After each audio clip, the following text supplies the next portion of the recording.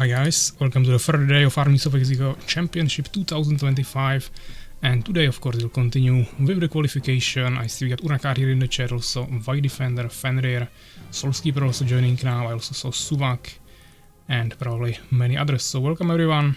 As I mentioned, today we'll continue with the qualification. As always, you have the bracket pinned in the chat, so you can always take a look on that.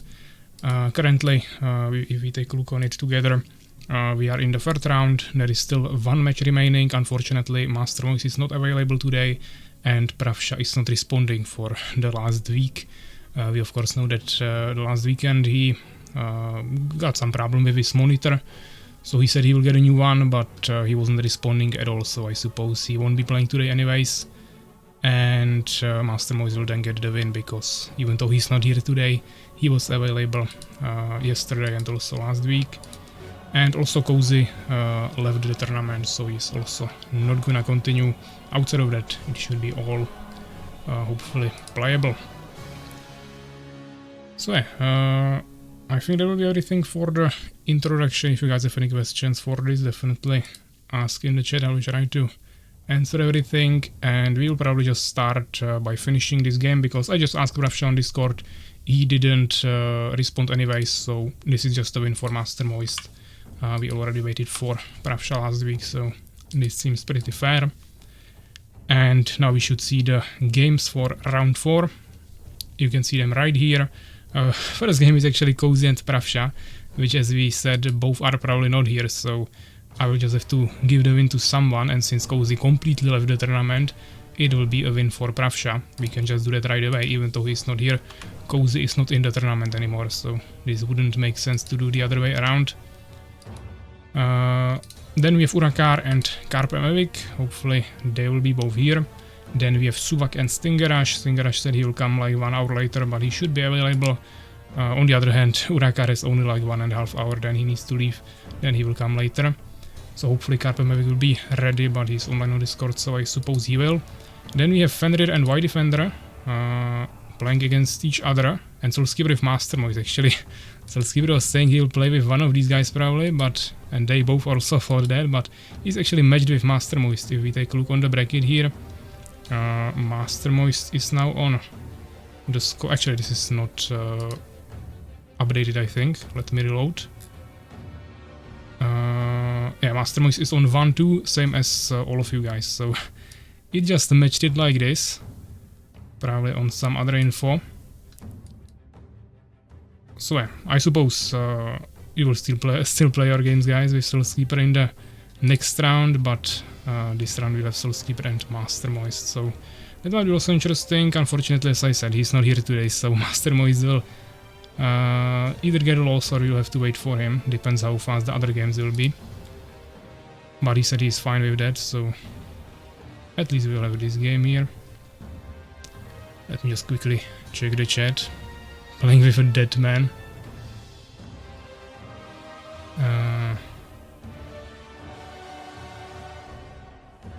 Okay.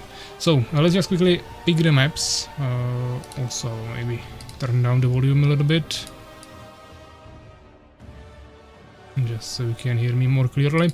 And we will pick the maps as always randomly for all matches. First, let's actually write down the matches that we'll have here. So, number 16, that won't be even happening. Yeah, I mean, I can write it here, but we don't really care about that. So that's just done. 17, we have Urakaar versus KaerbEmEvig. And we'll of course pick the map in a second. Then we have Suwak versus StingerRush. We got a first time chatter here, but he's speaking Russian, so I'm not able to respond him.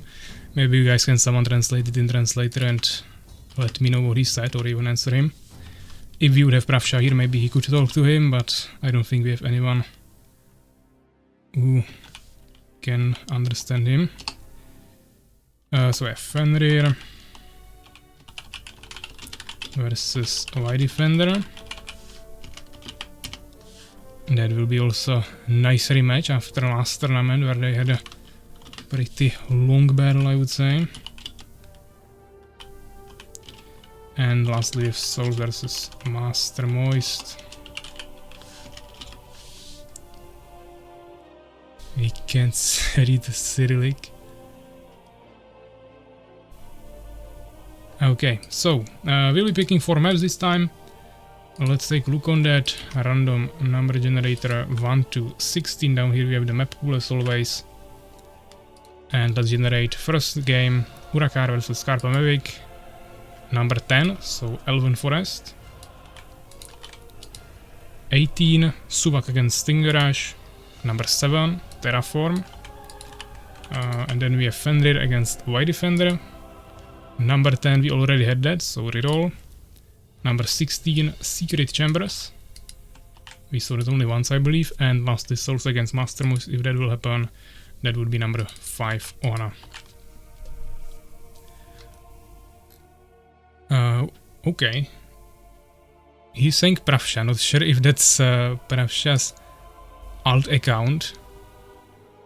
Or if he knows Pravsha, because I said his name. But if you are Pravsha, then I suppose you can write in English, as you always do.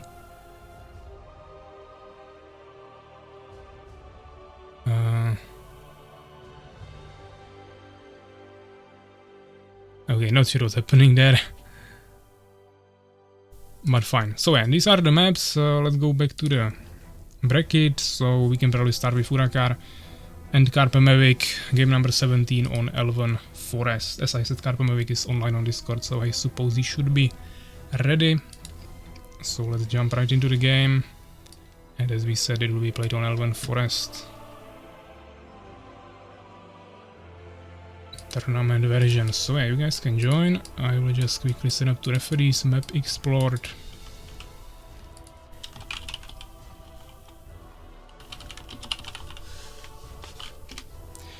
And I will also go quickly prepare the overlay.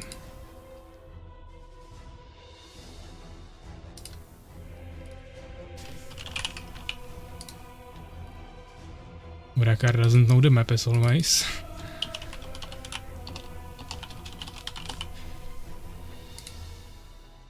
Urakaar KaerbEmEvig, okay, and Urakaar is already in the lobby. We are just waiting for Kaerb, and I will also make a quick prediction for you guys.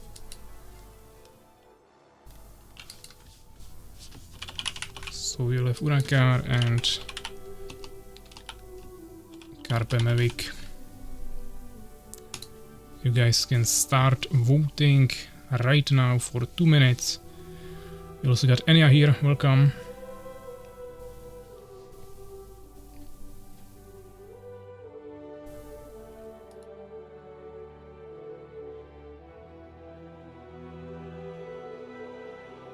I don't like this one.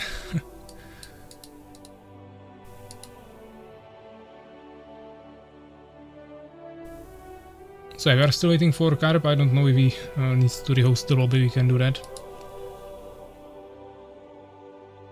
Hopefully he's coming. As I said, he's online on Discord, so... actually he said in streaming channel that he needs 1 minute, okay.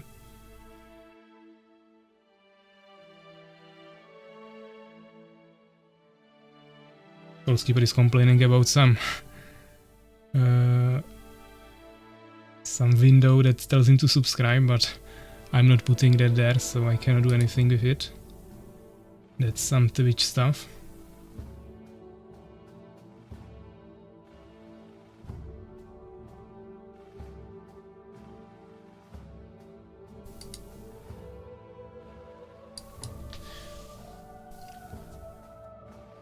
Soulskeeper just gave me follow, okay. Thanks, I guess, after like, I don't know how many years. Yeah, prediction is still going, guys. We have 30 more seconds. There is 300 coins on KaerbEmEvig for now. 0 on Urakaar.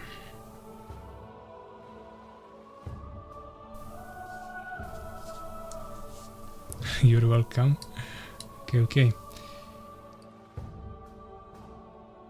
Hey guys, I don't think Master Moist will come. He said he's not gonna be available the whole day.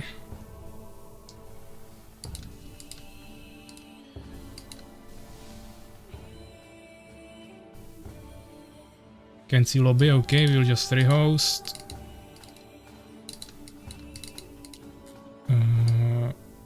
Elven Forest. He should see it now. Okay, they are both here.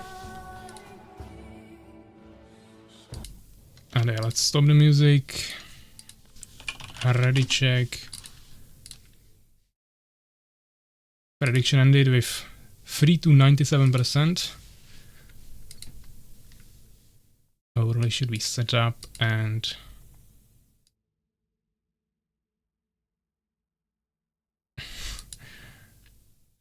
they are both complaining about the map, so that's gonna be balanced at least.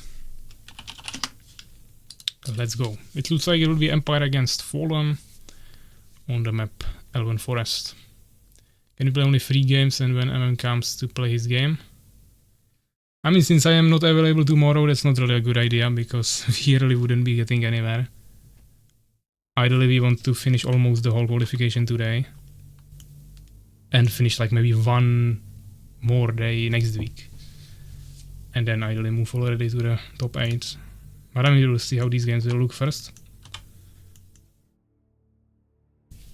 Ready for work, my lord.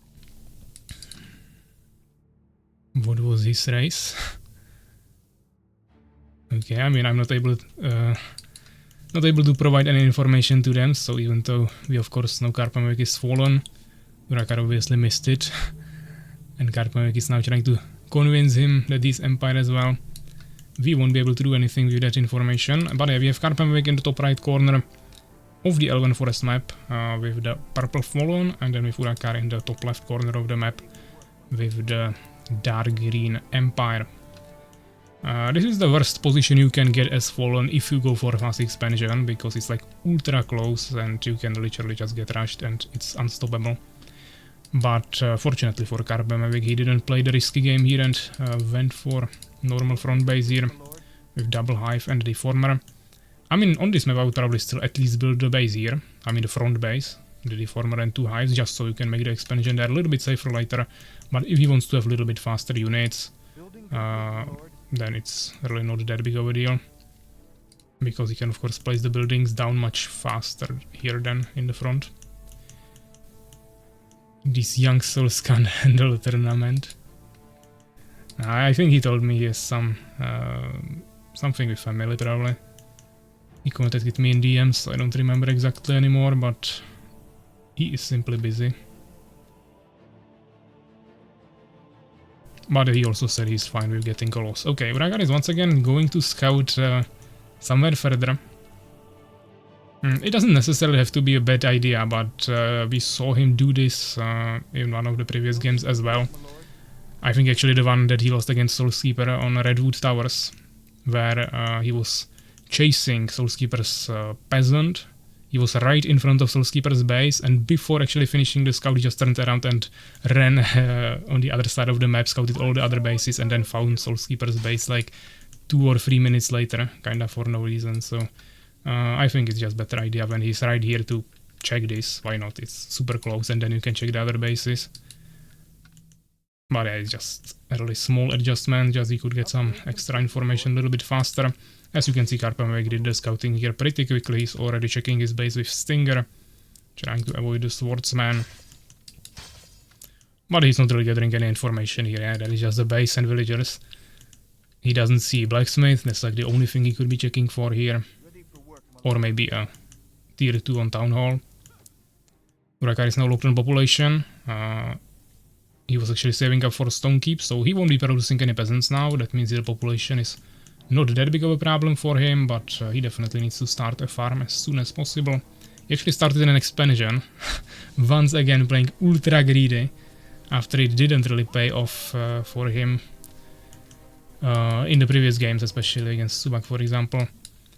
But he's still going for it. I mean, this is just ultra risky. It can work if the enemy is not playing like ultra bad.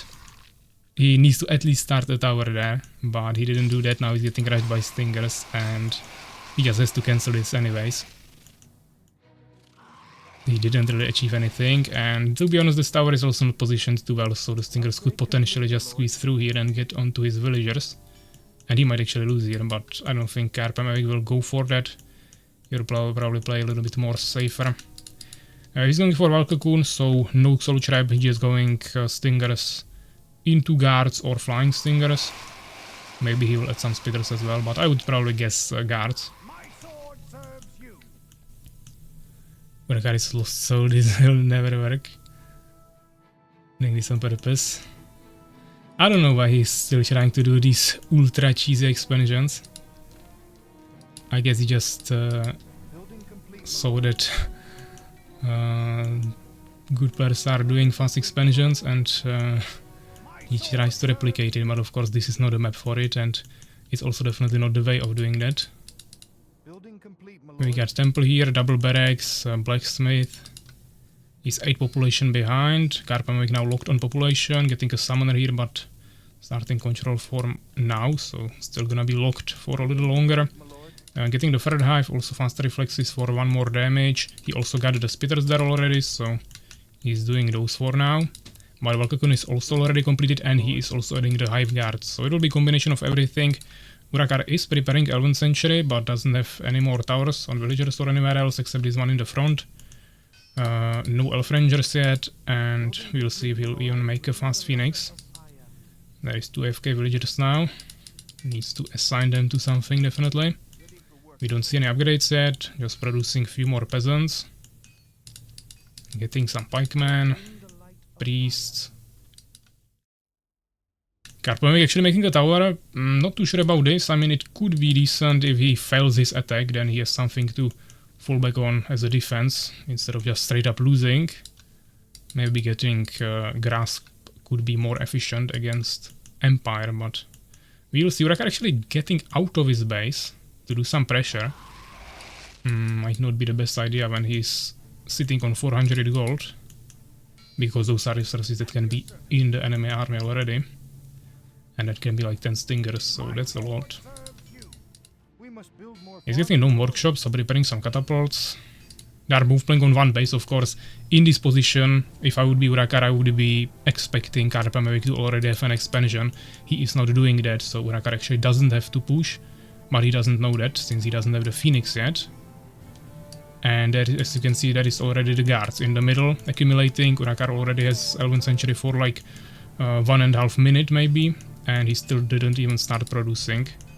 Same with elf rangers, no towers on villagers, so I think he might just straight up die here to the guards. It's only 4, and he has the 11th century finished, plus he can produce some elf rangers, but he will have to react immediately. As I said, no tower here, so probably just pull. He doesn't have any resources saved up, so he needs to cancel everything basically. All these upgrades, start producing immediately some anti-air, save the villagers, and hopefully somehow endure this. But he is not cancelling the stuff that he doesn't need now. He doesn't need 50 more population, even which he already has. This is extra. He really doesn't need it. He should cancel it and use the resources for some production. Same with the advanced barracks, but those already finished. Also this upgrade, not necessary now. Or he can just go all in, but not sure if he can win this. He will still die to the guards if they follow him. He doesn't have enough resources for the Phoenix. He finally brought the resources at least in here. But still didn't cancel the upgrade. He goes for the push. Purple needs to expand. He doesn't need to expand. The guards are enough. But of course, if Urakaar would be prepared for air, which he had enough time for, then yeah, KaerbEmEvig would have big problems without the expansion.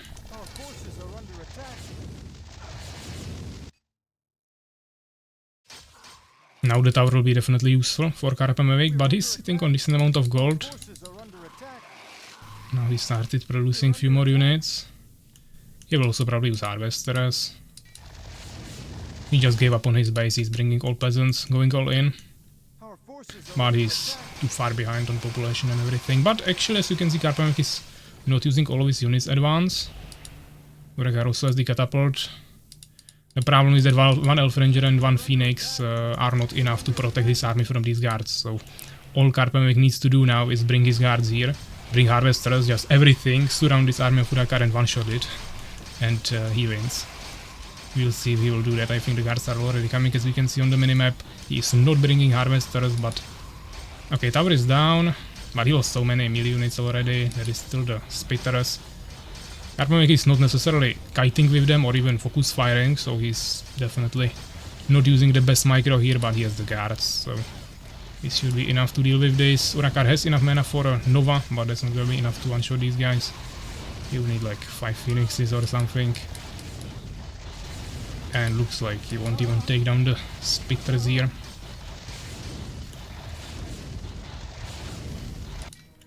He doesn't have any more resources, so I mean he could triple the 3 peasants, but no more point in that.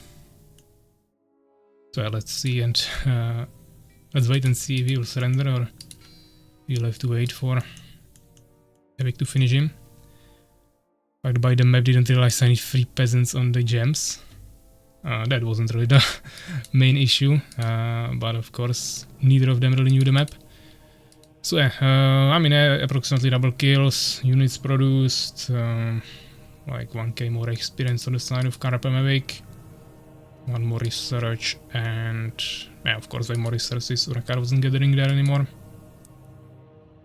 It wasn't about the gems, man. First of all, the expansion was absolute suicide. And secondly, even when he already attacked you, you could have cancelled some stuff to be able to produce anti-air, and I think you should still be able to survive there.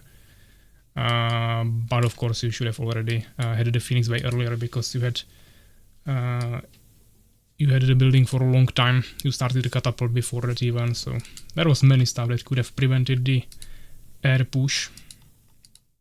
But yeah, let's get to the bracket. This is win for KaerbEmEvig, so 1-0. KaerbEmEvig was actually second last, or actually last overall, because Cozy already left. So now he should be on 2 wins if we reload this. Urakaar is on 1 freeze right now, which I think still is probably possible to get into top 5. We'll see of course how the other players will do, but also depends how many rounds we will still play. But I don't think anyone is necessarily out yet. So we will see. So yeah, we have 3 games remaining for this round. Suwak, StingerRush, which shouldn't be really playable right now. I mean, yeah, we have basically only Fenrir and White Defender now, as Master Mouse is not here and StingerRush is coming later. So we'll have to play Fenrir and White Defender, and hopefully it won't be a 5-minute game. They will be playing it on, what was the map? Secret Chambers. Could be longer game, we'll see. StingerRush is hopefully coming in like 30 minutes or something, and this game should hopefully cover the whole time until that game. We have lots of messages on Discord as well. Master Mouse is saying he's busy drinking beer and eating food. And he's saying Soulskipper can have his free win. Okay. So I mean, Master Mouse just basically confirmed that he's not coming, so Soulskipper, you have your win. Not 10 points, just 1. We are kinda done with that, and yeah, now we can do Fenrir and White Defender.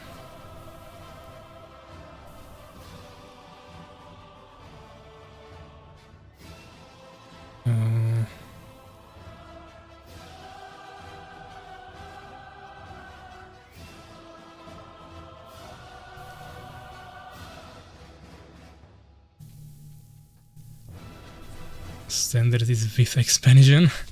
I mean, the way you are doing expansions, and it was the exact same thing against Suwak last time, is just not really viable in any way. You can't just place an expansion in front of your base and expect it to survive. You have to either already have some towers there, or strong enough army, or enemy has to be already expanding, then he invested the same amount of resources and he will have also smaller army. But if he's on 1 base full army and you just place an expansion there, then you are 400 gold behind, and that is the extra units he will have. He will has. So yeah, you just have to play a little bit safer with the expansions. But if he's on 1 base, then you can also totally play 1 base. I would play Empire versus Fallen 1 base against 1 base. That would be preferred than trying to somehow force an expansion there.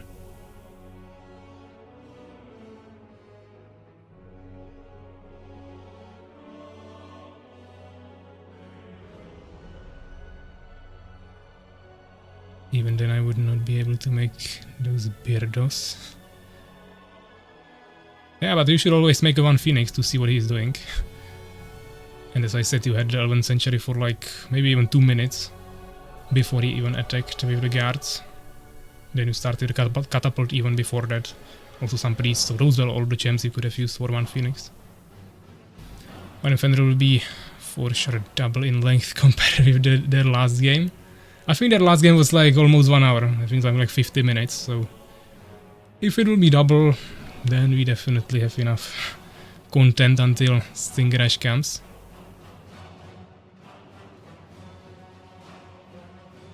Found him only on the first try. Yeah, I also described your scouting routes. Would be more worth it to scout the closer base first. You did the same thing against Soulskeeper, where you were chasing his peasant, you were right in front of his base, and then you turned around and scouted the whole rest of the map for next 3 minutes before you found his base. So always best to just check the closest one when you are already there. You have the highest chance of getting some early information.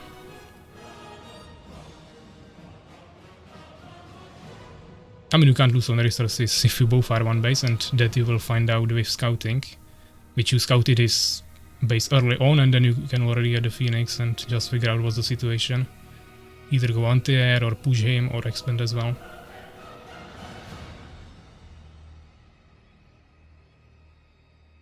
Like says he will have, which is correct, it has 2S. Okay, that's too complicated sentence for me. I'm sick, so I have an excuse. Okay. Should be more probably that enemies on the other side. I mean, yeah, but when he's on the other side, you don't have to worry about him that much. And when you are already right next to him, then it takes you 5 seconds to scout him. So then it's worth it. God, early game is trash.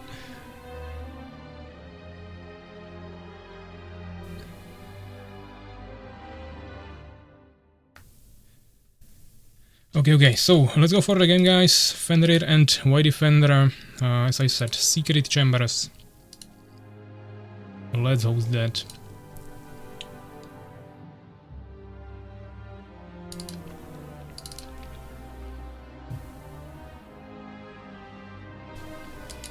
And looks like my overlay decided to not work again today. So we'll do a quick restart.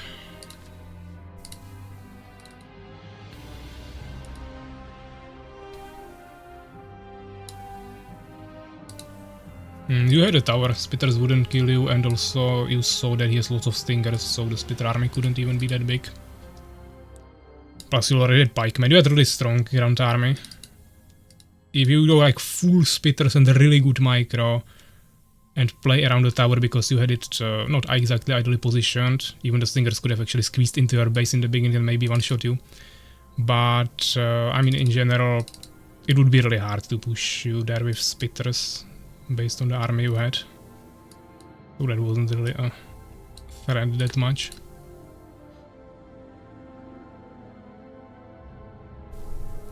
So yeah, White Defender is already here. Well, let's quickly adjust the overlay.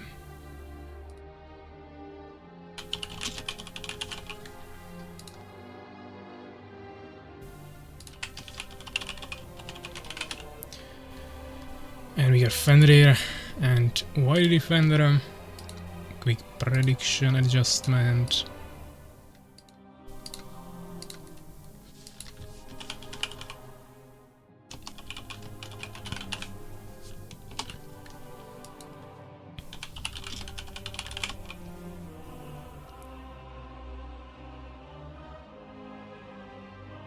Okay, so you guys can start voting. 2 minutes as usually. Fenrir against White Defender on the map Secret Chambers. You already got both of them in the lobby. White Defender, of course, going for his... Actually, Fenrir going for his Fallen. White Defender staying random for now. Like insta-genning, what do you say about Fallen versus Fallen? Not sure if White Defender would go for Fallen. but seems like he'll probably going for Beast. Maybe we actually didn't have a single Beast Fallen matchup in the whole tournament. Or I don't recall any. Maybe last stream, but I know we had one at least, or maybe even 2 Fallen Mirrors, and then some Fallen Empire games.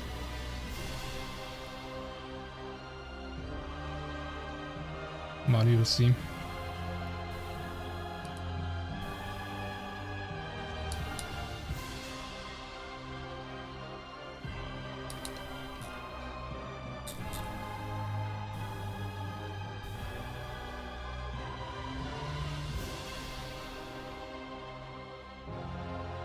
Spitters definitely don't have longer range than towers. The only thing that can outrange towers are siege units, of course. Of course, if you would have no army next to the tower and there is one tower and he has 5 or more spitters, then he would just kill it, but then you can of course always bring a peasant to repair it, threaten him with some army in the meantime. So 1 tower is enough to protect you this early on. So yeah, prediction is running, guys. Still, we don't have any votes yet, but we can already ready check.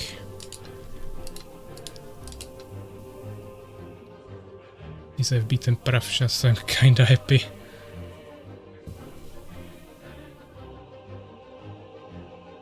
Daniel says Starbody can destroy my barracks and tower is always just watching. I mean, the barracks you had on the bottom side, the first one you built, those were protected by the tower basically from all angles. That was positioned correctly. The other barracks were of course susceptible, but that was already edge of the cliff, so it would be really hard to position there properly with the spitters to really harass it. I was more worried about him just walking into your base with his stingers on the higher side of the ramp where you build the second barracks later. So yeah, looks like they are both ready, so good luck, have fun.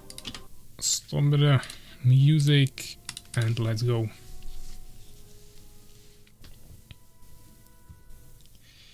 So yeah, Secret Chambers, White Defender against FenrirPradawny. We have probably the second last game of this round, number 4 I believe. And we are already in game, so we got White Defender on the bottom side of the map with the Sand color and the race of Beast, and Fenrir in the top side of the map with the purple Fallen. So nice Fallen against Beast matchup. It's a pretty huge map, I would say, and they are also across the whole map from each other, 4-player maps, so there is lots of positions where everyone could be, and it will take a long time before the scouts even get there. So this could definitely be a decently long game, especially if they can secure some expansions. We see a nice front base here from White Defender, protecting both the entrance and also the cave entrance. But of course at the same time he's leaving it a little bit more open, so he can get easily surrounded by some stingers or give some space for spitter kiting or just harassment in general. So that might make it a little bit easier for Fenrir to do some harassment. At the same time, as I said, White Defender can cover everything in one spot while being a little bit closer to the expansion than if he would just have it here on top of the hill. So we'll see if this will pay off for him or not. Of course, Fenrir is going for the more traditional strategy with just building his buildings right here on top of the cliff, and he's going for Deformer into double hive for now. He's also getting some really early gems, so I don't think he will be going for the stingers this game. Either he wants to rush some casters or just more advanced units in general, or maybe he wants to go air or spitters. We will see what he will lean towards soon. White Defender finishing his stables and arena, getting first warrior and waiting here with the minion, probably for a goblin hut or maybe a totem. We'll see what he will go for first. And it will be a totem, nicely positioned in the middle. There is a little bit of a gap, maybe a spitter could harass here from the left side, this arena. But I suppose Fenrir will most likely come on the surface anyways, and then this totem is pretty nicely covering this, I would say. Of course, no gems gathering for White Defender yet, so Fenrir is already 108 gems ahead. White Defender on the other hand is getting some initial wood here already. Fenrir going for incubator and also a tower. This is a really early tower, but he's also not producing any units. Seems like he just got one stinger here for scouting. And outside of that he's just waiting either for spitters or guards at this point, because he went for incubator and not soul trap.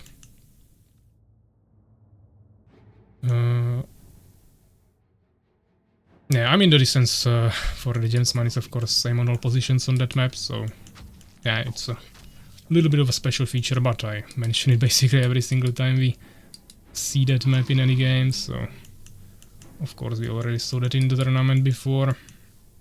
I almost certainly mentioned it there as well. And you guys always have the maps to study, of course, before the tournament. Those are not really new maps.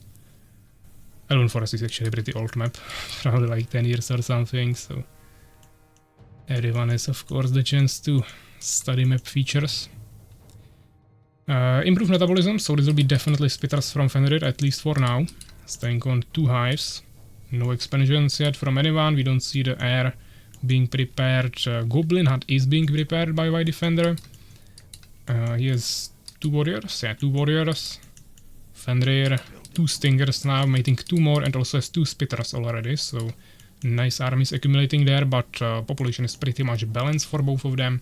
Fenrir is already locked on 28, and I don't actually see a summoner, not even being produced, so I don't know what he's preparing for now, but he has decent amount of resources. We don't see any production, any building. This is interesting. And I don't see summoner anywhere going for expansion. My defender is scouting here, preparing Dark Ultra. Stinger is scouting the expansion. Finally gems gathering from White Defender as well. Finally the summoner, okay, that was a really long time. But he will probably still be able to use the resources. Of course now he doesn't have that many resources, but he already queued 2 spitters here, so we have to definitely keep that in mind.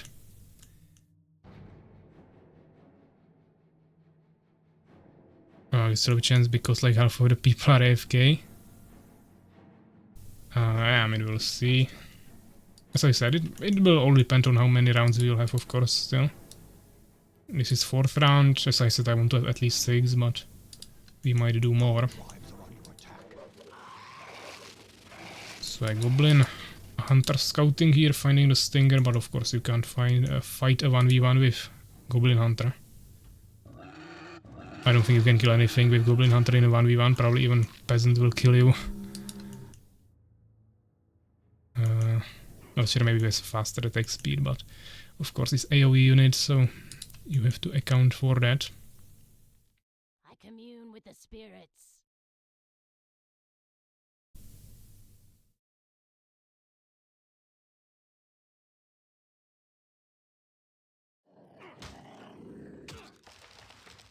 Okay, so still no expansions. Fenrir preparing Valcocoon and Soul Trap.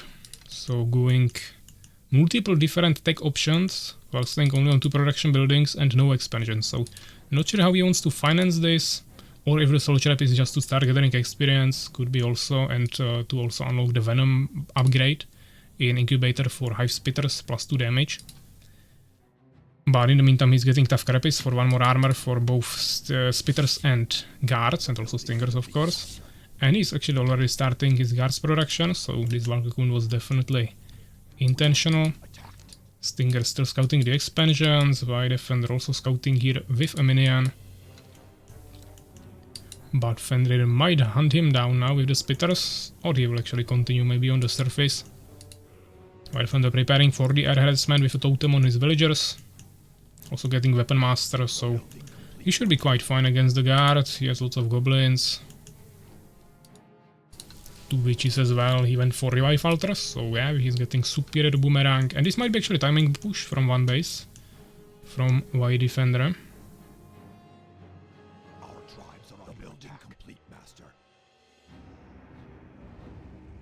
Spitters are of course ready here for some harassment, but population is exactly balanced. White Defender probably considering the expansion here, but there is the guards, and they actually found an angle to avoid this totem. And he's just straight up going for the stronghold while pushing with the Spitters. But White Defender was still in a decent position to get back here and defend the totem. It will probably still fall. There is no minion close to protect it. Actually, okay, huge misplay from Fenrir, but he fixed it finally. I mean, fortunately. because the totem was left on like 10 HP, but he came back with a spitter to finish it. Unfortunately for White Defender now there is still the guards harassing his main base, more are coming, and at the same time he needs to protect here against the spitters. So he needs to be really careful, and he definitely needs to soon come here. Fenrir got hit a little bit, he returns.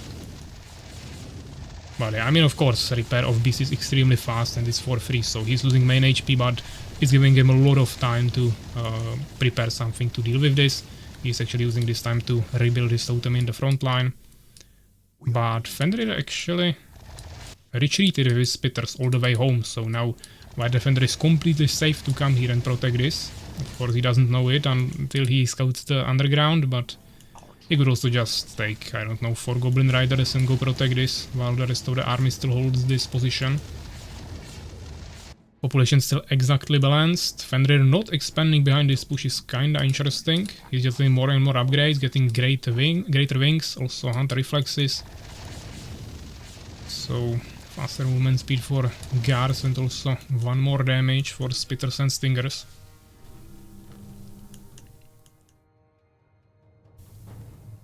The repairs are free, what the fuck, man. Okay, seems like Soulskeeper doesn't know too many game mechanics. Yeah, I mean it's free, but his stronghold has now 846 HP instead of 2000 as all other main buildings, so...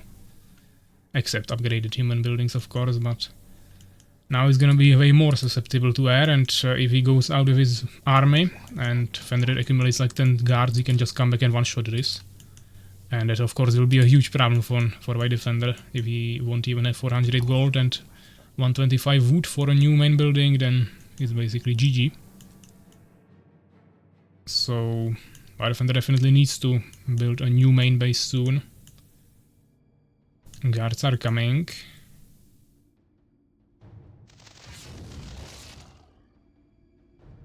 The building complete. Why yes, 800 instead of... So yeah, I mean it's free on the resources, but it costs HP, that's how the repair of beast works. It's the fastest by default, and it doesn't cost any resources, but it costs HP. Full upgrade is completely free and automatic, but it's ultra slow.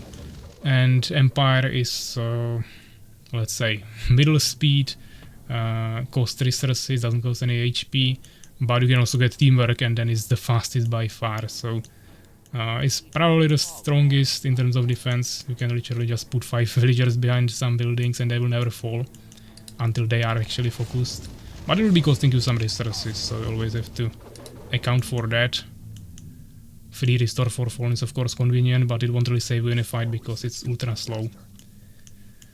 And as we saw, the beast is definitely really fast, but now the building is really weak, so that's definitely a big disadvantage as well. I think there is actually some ratio. It doesn't cost you the exact same HP, I think, that it restores. So I think there is some ratio, but I'm not exactly sure about the exact numbers here. So Lizard Keep, Poison Fog. Looks like White Defender is trying to prepare some Warlocks. Unfortunately, he doesn't have a single Warlock yet. Of course, he will also need to accumulate mana. It will cost him a lot of gems, so he needs to start with that really quickly. Also, he's getting Harpy Nest. That will be another 75 gems for a Harpy. Bringing his gems count even lower. He's on 2 damage upgrades plus the Superior Boomerang, so actually 11 damage on all the Goblin Riders. That's a huge amount of damage. But Fenrir has insane amount of spitters at home, and he also has Hollow Whispers getting some Void Walkers now. He also made Dimension Gate. And he went for, actually that wasn't for Stalkers, he actually made a aerial, and he's going for this secret expansion on a secret island in the underground, so he'll be getting some really decent extra gems there. And it will definitely be really valuable. The question is, did he get anti-magic for his Void Walkers, or did he just go for a freeze? Or maybe he didn't get anything, but that would be really weird. He also has a Seeker there, maybe he wants to actually teleport into the enemy base, and he got... dimensional portal, but I really don't know if we got anything in the Hollow Whispers. We haven't really seen that, so we'll have to wait and see. At the same time, we know White Defender has stealth units. I don't know if Fenrir saw that, but if he did, then of course the Seeker is probably just for scouting of that. The Poison Fog upgrade is of course already finished. He has 2 Warlocks. We don't see any saturation on the expansion yet, so that's not really bringing any value. Vanguard harassing here again. I would probably just use the Strider at this point to protect the base. He's fast. Won't be damaged by the guards if he stays stationary, and it will be the easiest way. Yeah. Looks like we'll be doing that. But the guard is actually not even shooting now. Minions still scouting here. But of course, I mean, he could see the aerial here, potentially. But White Defender would really have to be looking at that exact moment there, or see it on the minimap, and then also figure out where it is and how to get there. So I don't think White Defender has any way of stopping this. At the same time, we'll see if Fenrir will be able to bring any more villagers there, or he will not have any fast saturation. But White Defender also has really poor saturation here, so won't really matter that much. As you can see, population is still exactly balanced. Now Fenrir going 2 ahead. But White Defender has way more population prepared, thanks to all the Barons. Strider and Harpy forced the enemy guard away. And Fenrir is getting just more and more spitters. He has like 2 stingers here, but mostly spitters. Plus still only 2 Void Walkers. I don't see his Seeker. Actually, there is a Seeker. We'll see. Maybe he goes for the teleport. I would like to see that. He has lots of space here to teleport in. But I don't think it would win him the game. He would use all the mana on the Void Walkers. He wouldn't have any more spells, and then he would probably just die to Poison Fox. Or even just this army that's just too strong to fight in a straight up fight. So he definitely needs the freeze there. At the same time, it can already be dispelled with Abduction if White Defender will use that. So I don't think Fenrir can take a fight now. He should definitely try to get more expansions. And actually he got scouted here by White Defender as a Harpy. A really nice move. I think he maybe found the aerial somewhere as he was scouting with the Harpy, and it led him to this base. So Fenrir immediately responding with 2 towers there. White Defender producing more minions in both bases. A little oversaturating here. Well, this is undersaturated, so once again maybe some redistribution, but I mean the gold here is already kind of fine as well. He just has too many minions in total probably. He should maybe try to get a third base. Of course this underground base is kinda easy to defend, only 1 entrance. Plus this one, but he's protecting that pretty well. But there is no gems in these underground bases, so they are not as valuable. At the same time, anything else on the surface is pretty unrealistic to protect. It's just too far away, especially for a slow army like Beast has. So he would probably have to also go for the island one, and I don't think he'll really want to do that. So he'll probably play on 2 bases and go for a timing push before it really matters. Fenrir really playing ultra passively, usually not the right choice of play style as Fallen.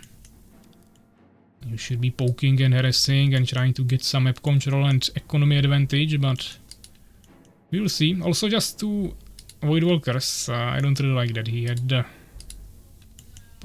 option to make Void Walkers for a long time already, but stayed on 2, but now he's getting the freeze, so that's pretty late. I don't know if he got anything before that, but maybe not. He's now also getting a Stalker and Astral Node, so wants to get some defiles there. That will be of course really valuable here, because those cannot get abducted by Warlocks, and there is lots of ranged units. But he should mainly use the Warlocks for, Void Walkers for dispels with the anti-magic against the Poison Fox, so I'm not even sure if he really needs the freeze if he's also trying to get Stalkers, but he probably won't have enough time for that. Pavek already fell asleep. Not yet, they are playing both really passively, but at least there is something to look at in the meantime, like these secret expansions and some action with air.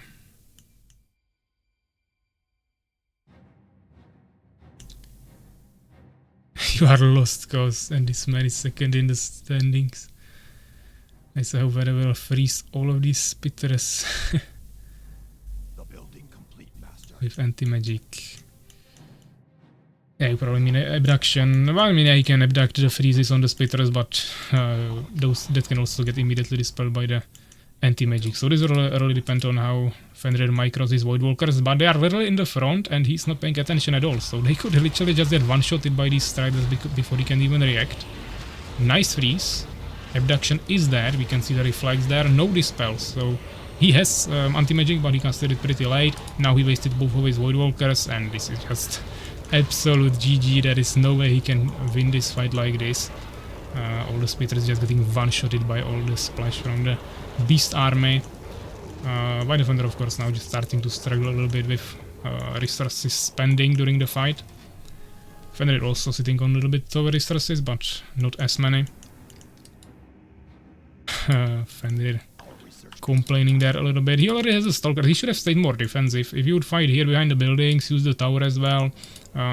Use it probably just for this spell, so he really doesn't take any damage from the Poison Fog. Rotate his units so they, I mean the lower HP ones survive, but get into the backline. And also use the heal from the Unholy Ground. He might have win the fight even without the Stalkers, but either he just needs to buy more time now. If White Defender is not really ready to push for some reason, then that's definitely helping Fenrir. Fenrir also struggling with wood a little bit. You cannot get that in the underground. He's making a second base there. White Defender also trying some bases, but there is guards everywhere. But he secured another base, getting another one here. So White Defender is definitely utilizing the advantage he got here from winning this fight and getting the map control for himself. We actually see Deadly Strike. Okay. The building complete, master. Oh. I didn't actually know this. You are getting more Hive Guard damage from these upgrades. That's really weird. But okay, that's actually pretty decent. But he doesn't have any more Argars. It's still useless for him in this game. He actually already got the file, okay. But I still wouldn't get this now. But it can definitely be really useful. It's just that it's really high-tech or late-tech building. So usually you probably still won't want to invest into this unless you have like lots of bases. But I mean, in general, of course you want to always get the armor there early on in Incubator, then some buffs with Valkakun, but going all the way to Astronaut for guards damage, I'm not really sure if that's really worth it. I didn't know either. Yeah. Me too. I don't think anyone knew, but I just kinda saw it here, so... Unfortunately, I don't think there is any guards now on the map left. There is one, yeah. I never saw damage upgrade on a guard, so interesting. But as I said, like, why would anyone get this? You would really get these upgrades only when you are fighting mass air with Stalkers, or if you are getting Beholders. And then you don't really have guards probably at that point, so... Interesting. Some new options probably for players who like to go for mass guards and maybe get some extra resources. We are just like Soul. I mean, there is a difference between knowing a basic mechanic like repair and then some advanced upgrade here for one specific unit.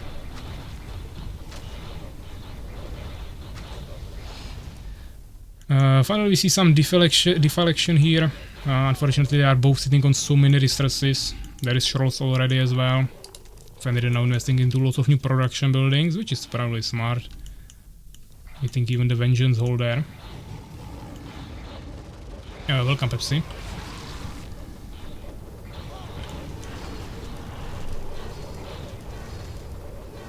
But yeah, I mean, Fenrir's army is still getting totally demolished. The building complete, master. Yeah, I suppose it's still only just +1 on all the levels for Hive Guards. Because, for example, the damage upgrade for Wyverns is like +4, I believe, from 22 to 26. Whilst there is only one tier. Of course, these have 3 tiers for the damage upgrade in Astral Node, so I suppose all 3 tiers will be still 4 guards as well, and they will each give 1 damage. We see our day. Yeah, I mean, Fenrir now spent all his resources and he's still really behind while Defender is sitting on 2k gold, but he has like so many bases. Fenrir doesn't even have saturation here. And he constantly keeps coming out of his base, which really can't work that well. And he mainly doesn't have any damage, so even when he has the decent CC there on the enemy team, I mean enemy army, he just doesn't have the damage output to really kill anything. The building complete, master. So yeah, this game is obviously GG. Let's just wait for Fenrir to surrender.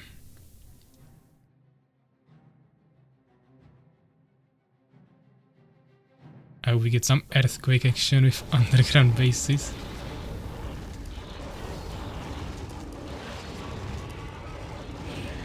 We'll see.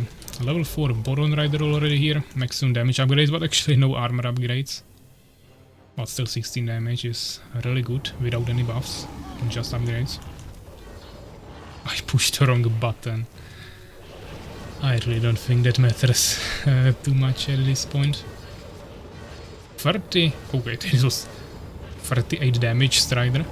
At one point he got bound by the witch, of course. And it was without bloodlust. Basically siege unit damage. Just with like 3 times faster attack speed. Damage of Striders can really get out of hand sometimes, but of course they are squishy, so it's kinda balanced. What was he saying? With anti-magic when I wanted freeze, and then I cast freeze on my anti-magic. Yeah, might need to do some rebinds there then. Miraculous GG surrenders and White Defender takes the win. So well played. Pretty clean timing push, nothing too fancy. Of course, resources in his favor, but he actually got less gems thanks to the secret expansion of Fenrir. It wasn't really secret; it got revealed by the Harpy, but really nice gems there for Fenrir thanks to the underground expansion with mineral fields. Not rebinds, but skill. Okay, 12 to 9 upgrades and experience also like double for White Defender. So, GG's. I don't know if StingerRush is already back. I suppose not. I don't see any messages from him. But when did he actually write that he will be coming back? I think he wrote it in a different channel actually.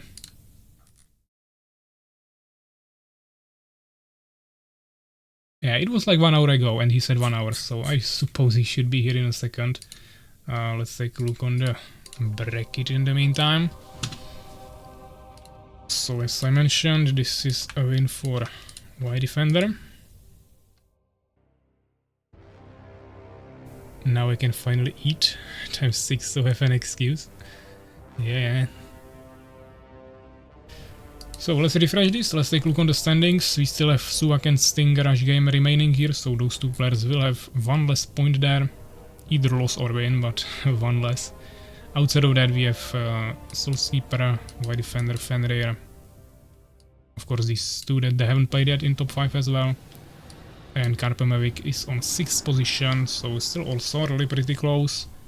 And then we have Master Moist, Urakaar, Bravsha, and of course Cozy last. So yeah, if Suwak would lose this, he would be 3-1, same as 3 other players.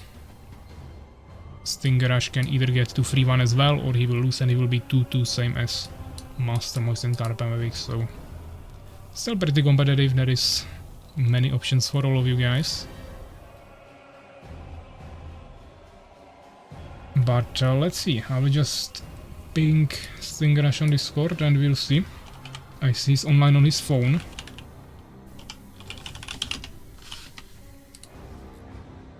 So let's just see what he writes us.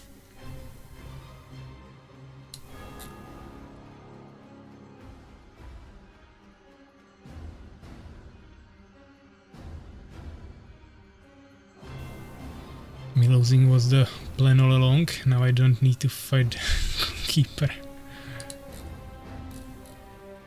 Yeah, it really looks like we'll probably have Soulskeeper against White Defender next round. But I'm not sure who it will pair with Suwak then. Maybe it will be actually White Defender Suwak, if they haven't played yet. I'm not sure, I'm leaving it on the bracket to decide the games, of course. We actually had Suwak Fenrir already here. So it might be actually still Suwak White Defender and Soulskeeper Fenrir maybe. Or it will just end the bracket that it cannot assemble any more matches, but it said it here. That if we do 7+ rounds, the tournament might end early due to Swiss pairing rules, so I don't think it should end after 4 rounds. Hopefully not.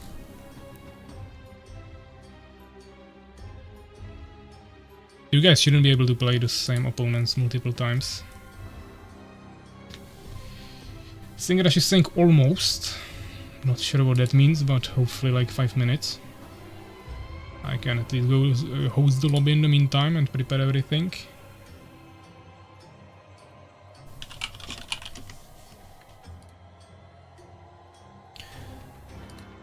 And yeah, by the way, let me show the maps. We will be playing on Terraform, okay. So let's go for Terraform then.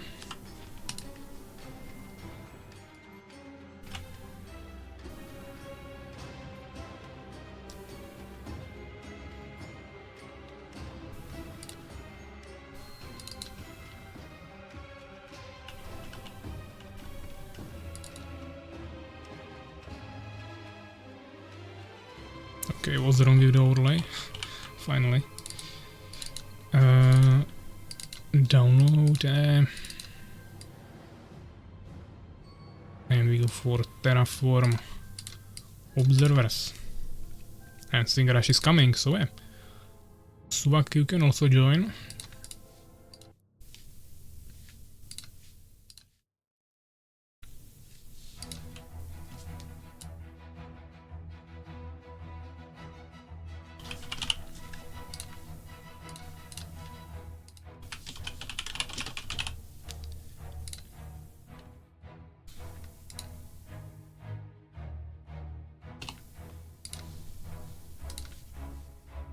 And we'll also do a quick prediction. Last game no one voted, but we can choose the winner.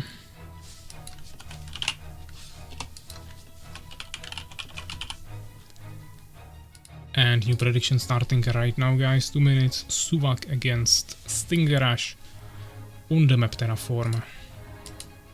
Last game of the 4th round of the qualification.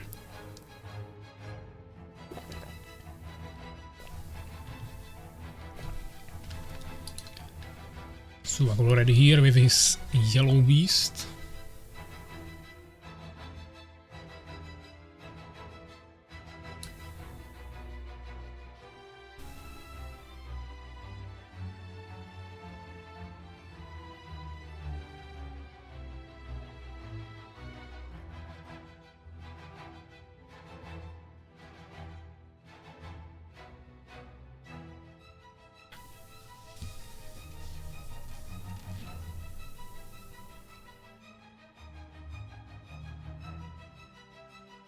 So yeah, StingerRush, let me know if you need to rehost or something.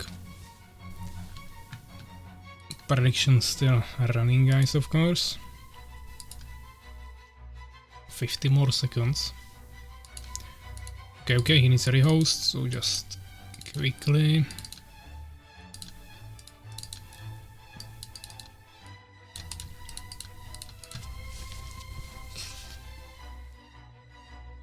You should see it now.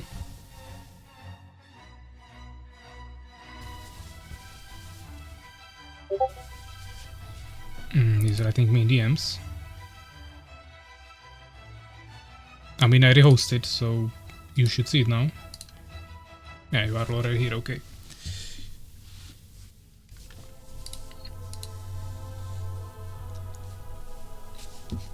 StingerRush was asking for his games for multiple days already, practicing and stuff like that. Of course, Suwak is also practicing all the time, so we might have a nice game. Let's stop the music. Ready check.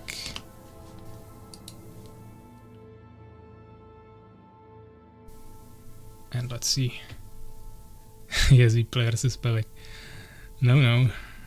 This time it will be your matchup, guys.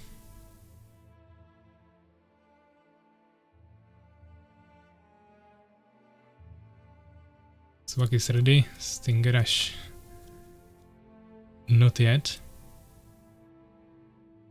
But of course, your next opponent will be based on the bracket and also maybe the result of this game potentially. So you really want to ideally win this, of course, as usually. Oh shit, this will be good. Hopefully. So yeah, we are on Terraform. 1v1 between StingerRush and Suwak.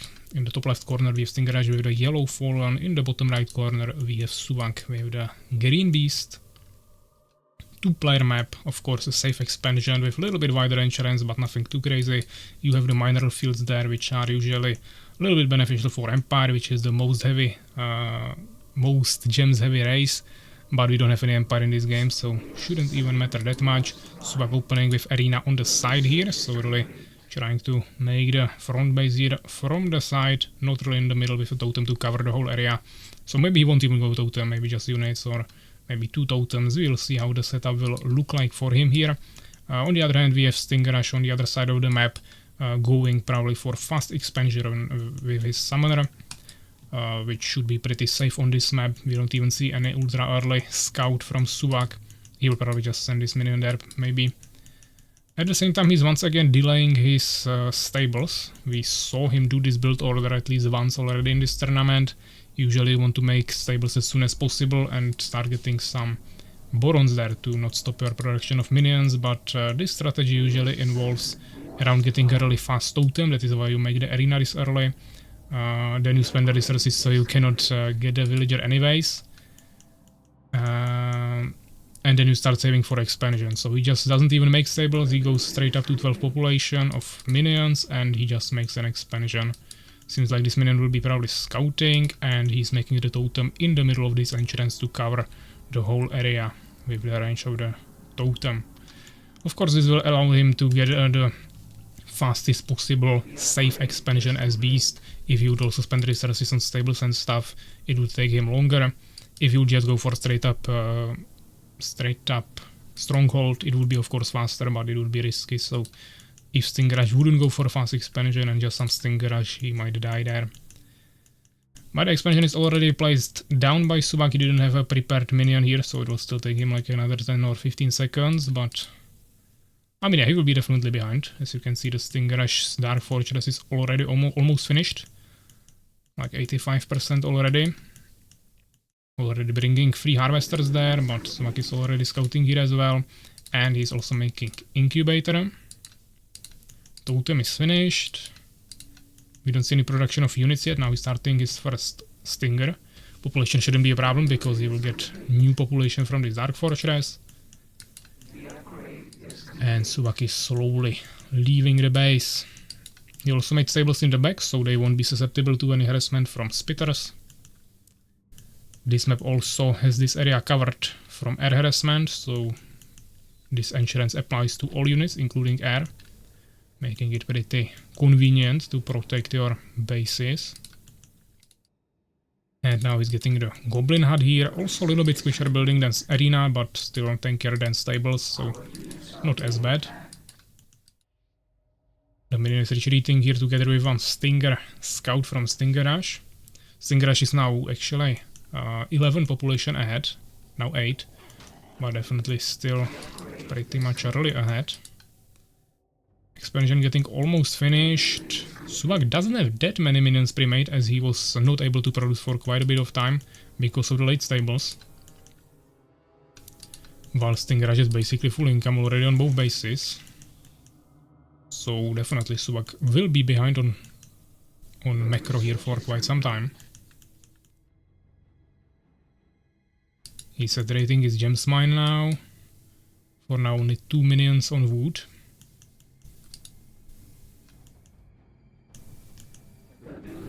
And let's see, there is one Stinger scouting here. First Spitter is out. He got 2 hives, he's getting Soul Trap. No tower.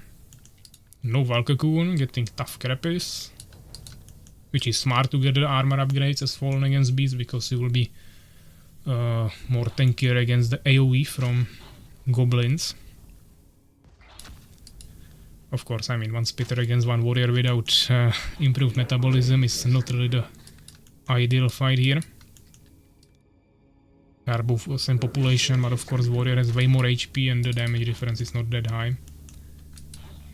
But once there is 2 Spitters, maybe even another Stinger here, that's already enough to force Suwak back. And the saturation is finally looking quite good for Suwak. He kinda catched up on the population, only 7 behind, but StingerRush definitely has more resources. He's also getting an expansion now probably. He just needs a little bit more wood. And in the meantime he's creating some pressure here with his units. Mother is already goblins. He will have to be careful now. This spitter is pretty dangerously positioned there. Population only 5 difference, so getting even closer. But StingerRush didn't even make the tower here, so really he doesn't care where he fights. He can protect this base or the new expansion. He has mobile army. He just needs to pump more resources into soldiers. As you can see now he's not producing here. He has so many unspent resources.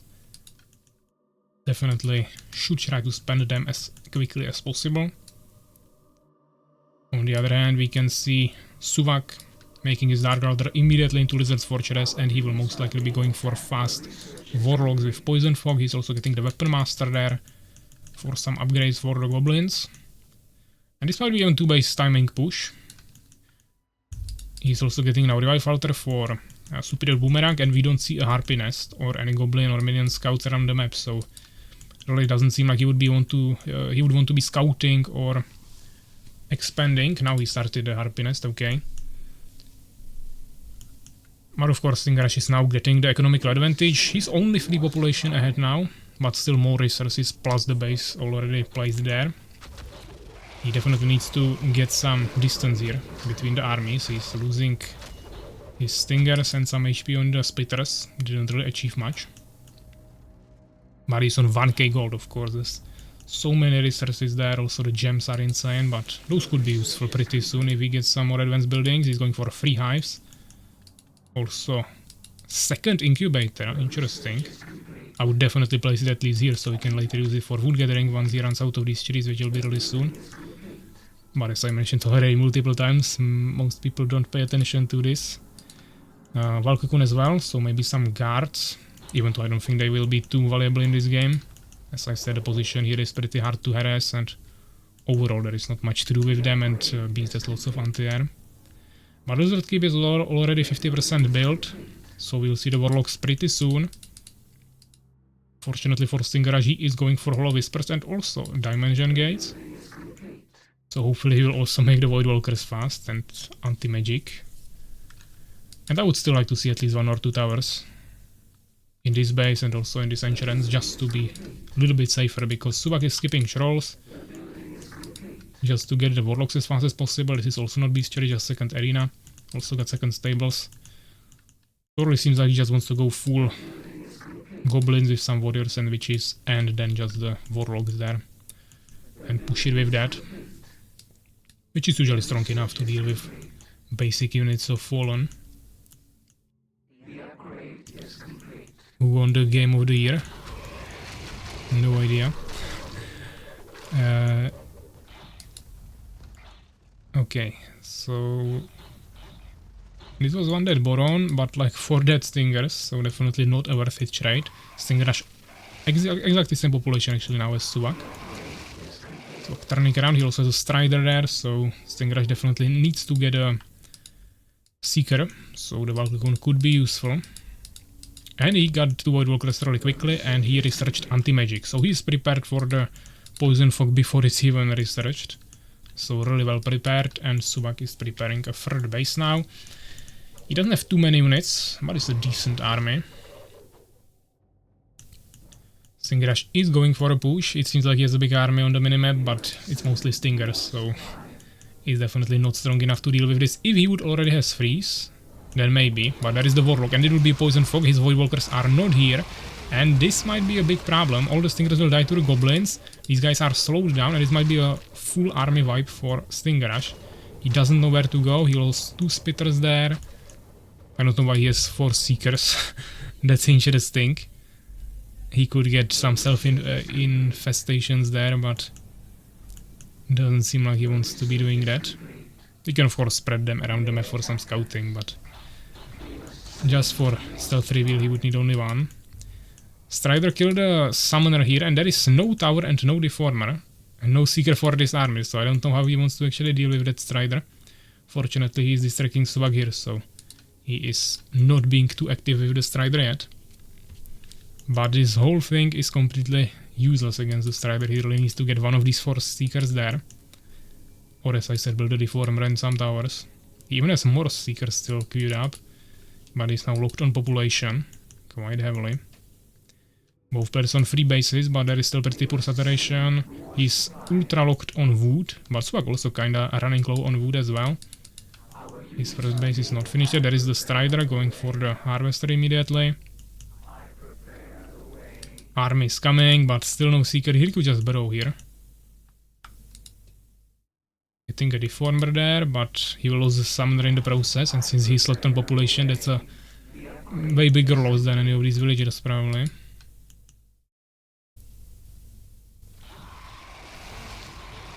And Strider is finally down. But Suwak is already coming with his mighty army. 10 population ahead. 1500 gold. StingerRush sitting on that. Still low on wood. Oversaturation here, he could be gathering some cherries here, or... As I said, this is like, what is this wood gathering? All the way here, if you would build the incubator here, he would be totally fine with wood. That's what I was talking about earlier. Poison Fox getting quickly dispelled. Stinger's kinda swarming it, but there is the warrior line in the front line. It will easily hold this, and there is still Poison Fox dealing lots of damage, and of course all the goblins. So the fallen army just totally disappeared here. He even tried to shapeshift into a warlock, but that really won't do much. And yeah, this seems like GG. It was also not the ideal position. It was a narrow corridor, so he should have fought rather here, but of course Suwak purposefully pulled back into that area. And he baited StingerRush there, so that was worth it. Okay, I don't know what he is doing here. He has like literally 10 Seekers. Doing absolutely nothing there with them. Army of Seekers, yeah. But he has 2k gold, so it doesn't really matter. He has the production buildings, he just was locked on population for too long. Plus he had really inefficient wood gathering. Those were like the 2 main issues, and then maybe some micro, but I wouldn't even... I would rather focus on the other stuff first.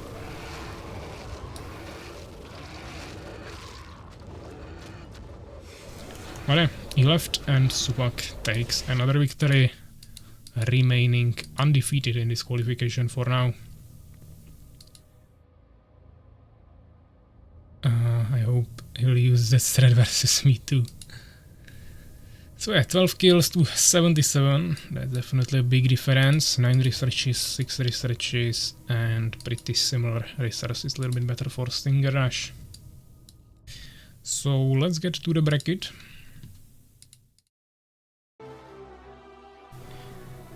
And the last game of round 4 is a win for Suwak. And let's take a look on round 5. These are the matchups. Okay, I see Urakaar is getting a free winner against Cozy, so he will be at least happy that he... I mean, we won't have to wait for him since he won't be available for 1 hour now, and also he gets a win. Then we have Suwak and Pravsha. That's interesting, if we refresh the standings. Pravsha is actually second last, and he's fighting the first player. But I guess the bracket is kinda running out of options of who to match against Suwak. So that definitely won't be playable today. And maybe Suwak will have to get a free win. We will have to see how long the other games will be. Fenrir and Mastermoist, we'll also see about that. And then we have Soulskeeper and White Defender, and StingerRush and KaerbEmEvig. That's the 2 games that we'll definitely start with. At least something. Yeah, so this is the standings now. Of course, it already counted the game now of Cozy and Urakaar, so we would have to take that away. But we have Suwak, Soulskeeper second, same points as White Defender, that's why they are going to fight now. StingerRush and KaerbEmEvig behind them. But this is still the top 5, yeah, so we would need, of course, Fenrir ideally winning his game to get there. Potentially Mastermoist, so their matchup is actually also quite important. The winner of this matchup could potentially still get to to the top 5 with pretty decent chances. So yeah, let's take a look on the matchups. We'll pick some maps as usually. Right here. And we got... what is this? Auto correction. So, game number 21, Suwak versus Pravsha. Of course, we would like to see this game, but Pravsha disappeared somewhere, so might not happen. Then we got Soulskeeper versus White Defender. Game number 23 will be, or I mean, would be Cozy against Urakaar, but as we said, Cozy is not in the tournament anymore, so this game won't be happening.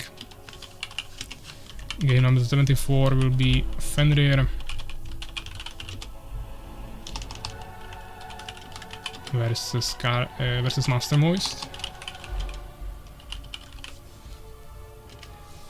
And game number 25 is StingerRush. StingerRush asking if you'll play. I will definitely play. Either now or the next game. So yeah, StingerRush versus KaerbEmEvig.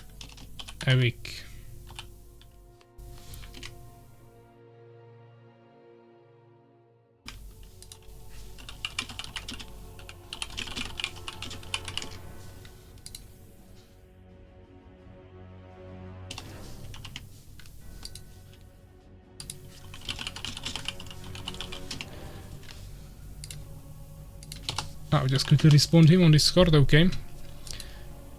So yeah, let's pick the maps. A random generator, refresh it, 1 to 16. And let's go. Suwak against Pravsha. Map number 2, Eclipse. Soulskeeper against White Defender. Map number 11, Inner Sanctum. We haven't had that yet, I think, in the tournament. This is finished, so Fenrir against Master Moist, number 5 Oana, and StingerRush against KaerbEmEvig, number 4 Larva also. Didn't have that yet, I think. StingerRush saying he's ready to play, so we can start with your game, no problem. I will just take a quick 2-minute break, guys, and then we will continue. So see you in 2 minutes, guys. As I said, we will start with the game of StingerRush versus KaerbEmEvig.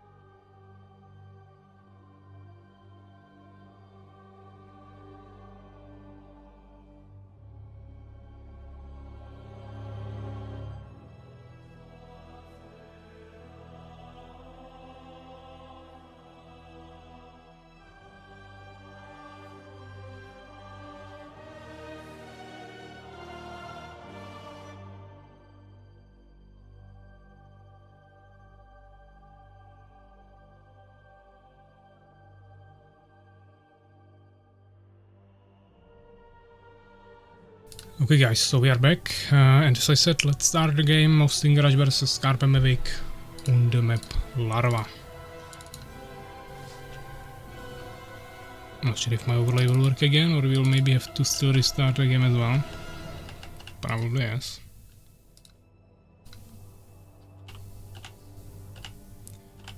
StingerRush already saying he can't see the lobby, but yeah, I wasn't here, so of course you can't. But you guys should see it now. Oh, sorry, actually, it closed. Once again. So, Larva, StingerRush against KaerbEmEvig. I will ping them just to make sure.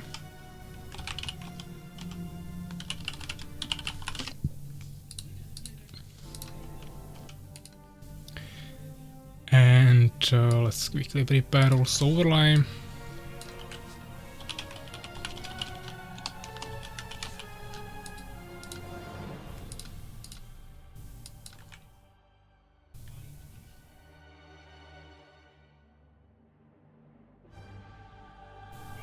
And we can also do prediction. I mean, no one is really voting in them currently, but we'll be waiting for the players to join anyways.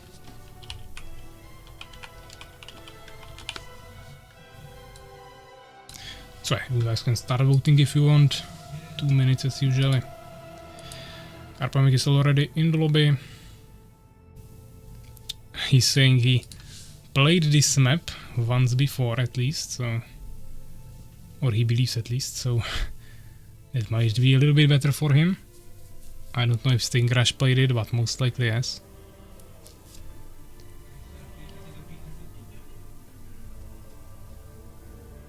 First time we play together, potentially. And let's see if they are ready.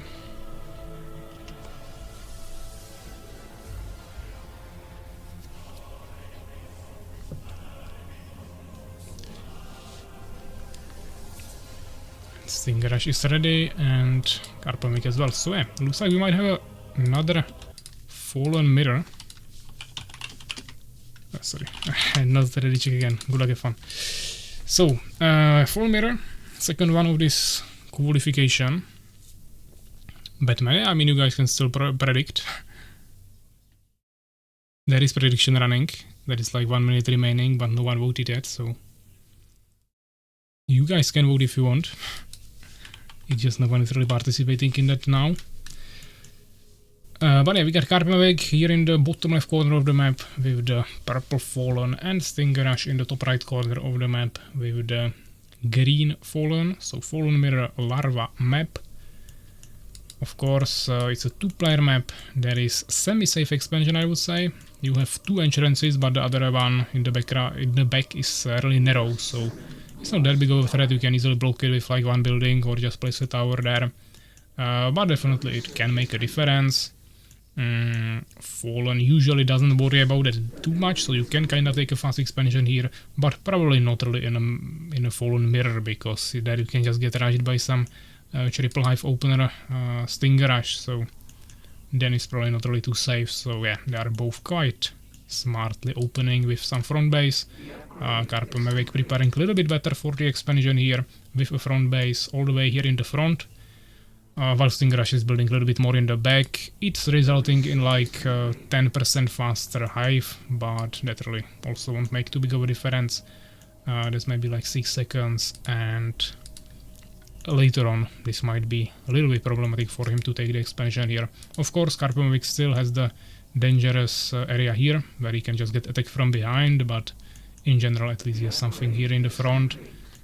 And also the travel time you will actually have to get here with the Stingers or other units you produce is easily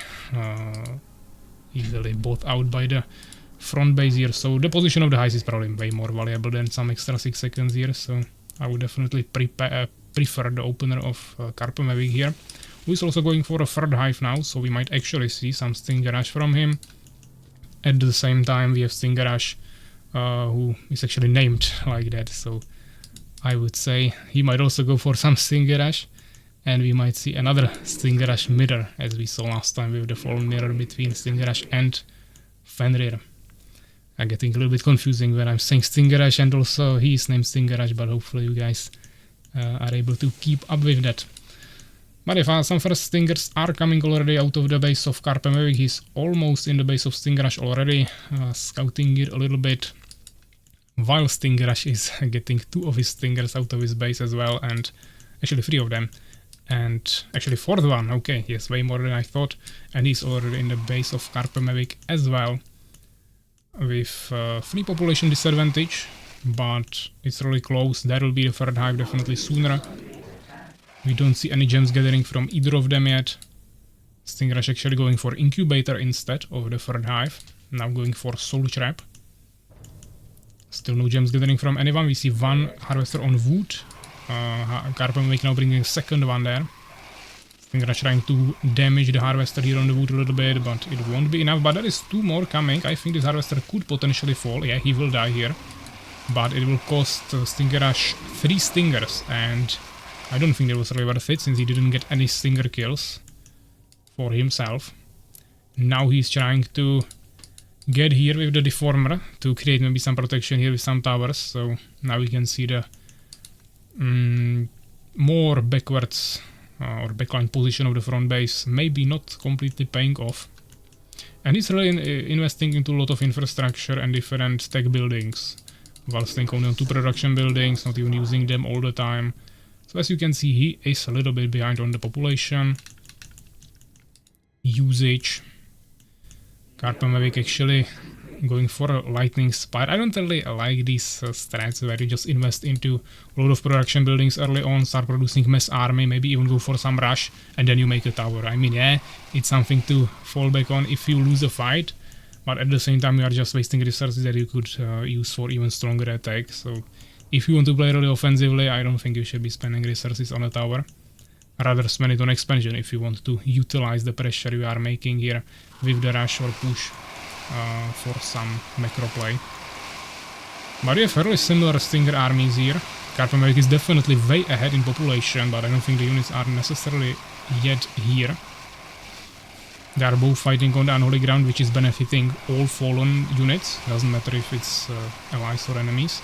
StingerRush has more units here, but they are more damaged, so he will probably still have to retreat. I think he maybe still could have won the fight, but he took some free damage there. But if he can retreat with all of this and heal it up, he will definitely be way ahead. He saw that StingerRush doesn't have an expansion yet, but he's preparing for it, so I think it will be even pretty safe now for KaerbEmEvig to expand, especially when he's 12 population ahead. And seems like he's maybe saving up for that. He can probably just remove this control form. He doesn't need population now, or maybe he can queue up one harvester before, but he actually made a new summoner, okay. And I think we'll see an expansion now. He also has the tower now, so he should be completely safe. He just needs to quickly regenerate HP on his stingers. But StingerRush is also expanding. He even plays down the expansion a little bit sooner, like 10% before KaerbEmEvig. He also has the incubator, so even though he has less units, less population by 10, he has one damage upgrade, one armor upgrade there. The tough carapace, so that can definitely make his army a little bit tankier, and especially against so many stingers is really valuable. Of course, in stinger mirrors, both damage and armor are equally good, but of course you'll also see maybe KaerbEmEvig will swap to spitters, then damage might be actually better.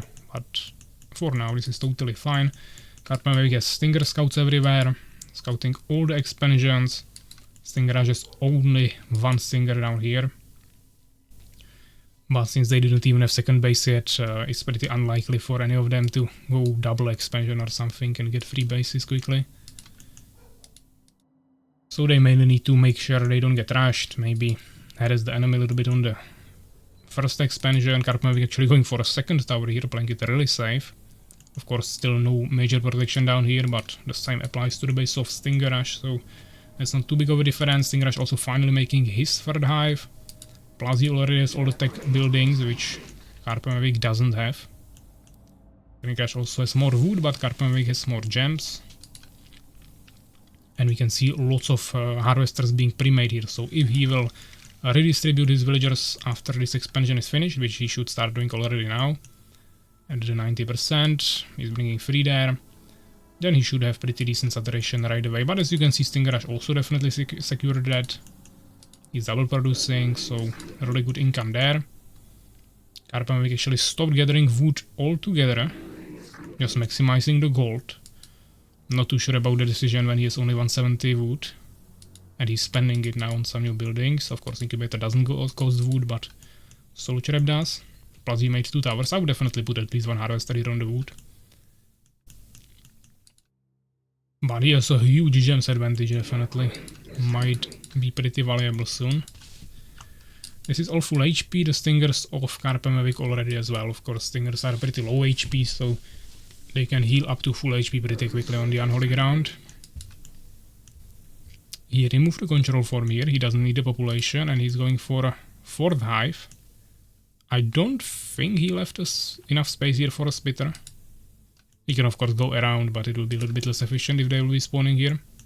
Or he can actually probably just walk through here around the tower and between the trees, so yeah, shouldn't be problematic, and maybe there is even enough space. Definitely 4 Stingers, probably at least. How they are not preparing for air.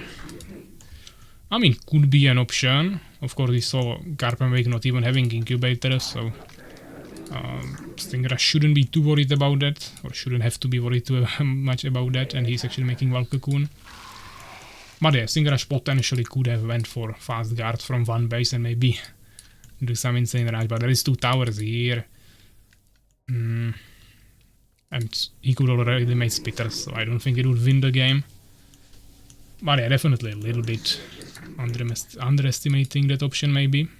KaerbEmEvig is just spamming infinite towers here. The problem is that this building is completely unprotected by them from some spitter harassment, for example. This one probably as well. Plus this back entrance, yeah, so those towers are decent, but the fight actually has to happen in this area, so StingerRush will just have to rush in, which he would have to do with Stingers, but he doesn't really have to attack for now, so really probably won't matter too much. And StingerRush is actually swapping to full air potentially now. This is actually interesting. No, actually it's fine. Yeah, the damage, I think we saw that it was 12 after his first upgrade, the last game when we found out you can upgrade the damage, so yeah, I think it should be +1, but he probably won't be doing that. He's getting Dimension Gates, so I suppose he'll be getting some Stalkers, maybe even Beholders, we'll see. For now 2 bases on both sides, Wild Cocoon also from KaerbEmEvig, who has now 5 Spitters. So we'll see Spitters and Stingers against Guards and Stingers. 2 armor upgrades already, so that's really nice, and he's already on the villagers. The lightning spire is being built there, but he will need to send some spitters there first. This will fall, definitely. Question is, he's not even building a new one there. I mean, he has lots of harvesters. He could get one more here and one less here or something, but in general, if he loses something, it won't be that major. And he's still 18 population ahead, so that's a decent amount. Both are on 2 bases.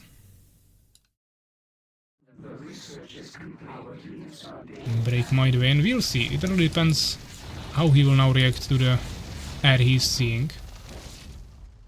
And also how StingerRush will micro this, or if he will decide to swap the army composition or something.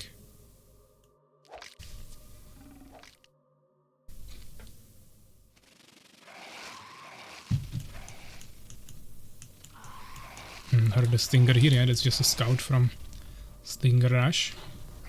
Still no third base attempts. But fallen mirrors sometimes look like this, because if you go for third base, it's usually death sentence. But they are sitting on the resources anyways, so all it would do is maybe lure the enemy into attacking.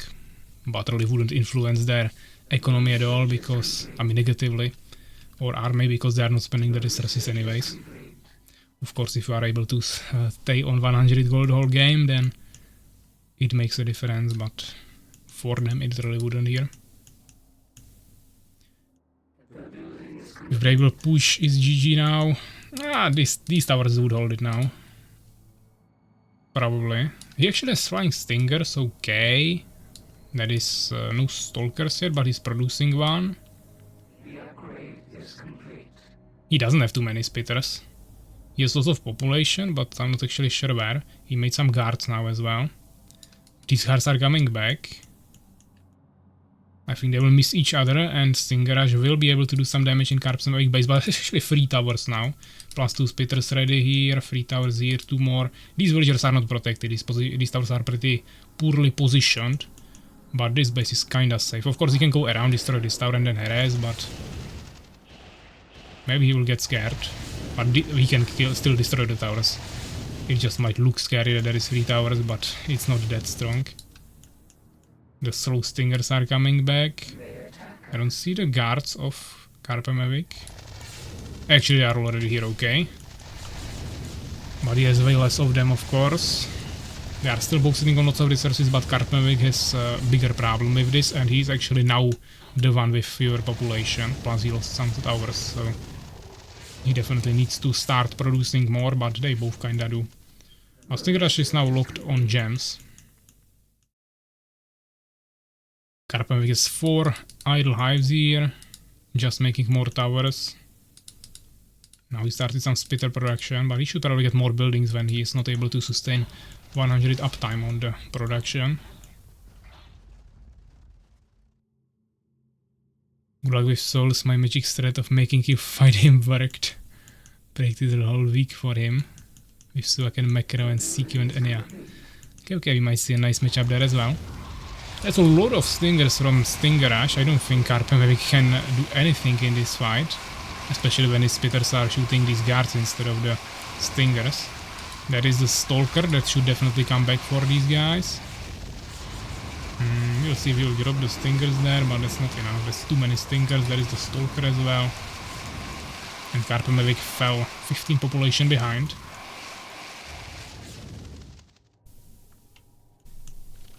And... yeah, I mean, more guards are coming. Population still in decent favor of StingerRush. But StingerRush is now rushing with just stingers into multiple different units that he cannot even fight mostly. He will kill the ground, but the guards will definitely kill some of the stingers as well. Of course the stinger damage output is really decent, but now he needs to retreat. I would like to see maybe some focus firing from KaerbEmEvig here. There was multiple pretty low HP stingers. But they are fuzzy, maybe even as insect haste, so it's hard to chase them down. I don't even know if KaerbEmEvig has greater wings. Once again, StingerRush with lots of seekers.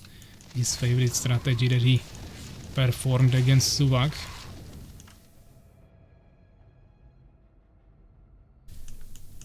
Five hives.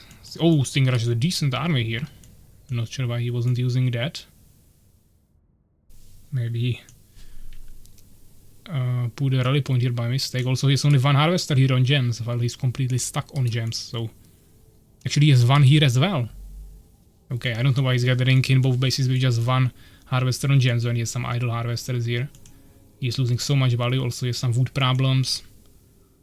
Really inefficient gathering from him. KaerbEmEvig the exact opposite, but he has on the other hand problems with army. He has resources, now a little bit struggling with gold, but his army is struggling a little bit. He's now expanding in the middle, StingerRush expanding here in the corner, even getting some charged reformers there. The upgrade is complete.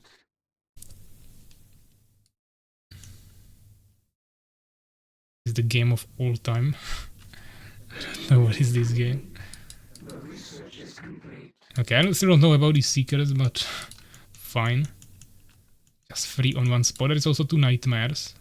Maybe he put them on hold position and he's blocking this entrance? Potentially.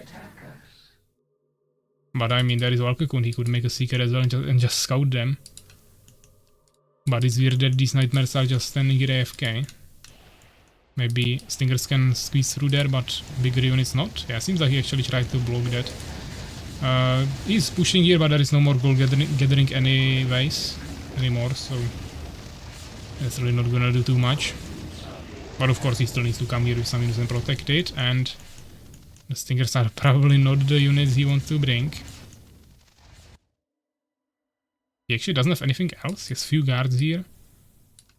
Yeah, maybe he lost some guards in the corner against these buildings. Because KaerbEmEvig really doesn't have anything now for some reason. Stingers are gonna be completely useless. I mean, the damage is decent, but he's gonna get splashed down by the Stalker, and they can get kited as well because they are slow. Stalkers take more damage from Pike, but really to chase them with the stingers. Not gonna do much. Seek with a big brain. Yeah. I don't think KaerbEmEvig even realizes that this is blocked.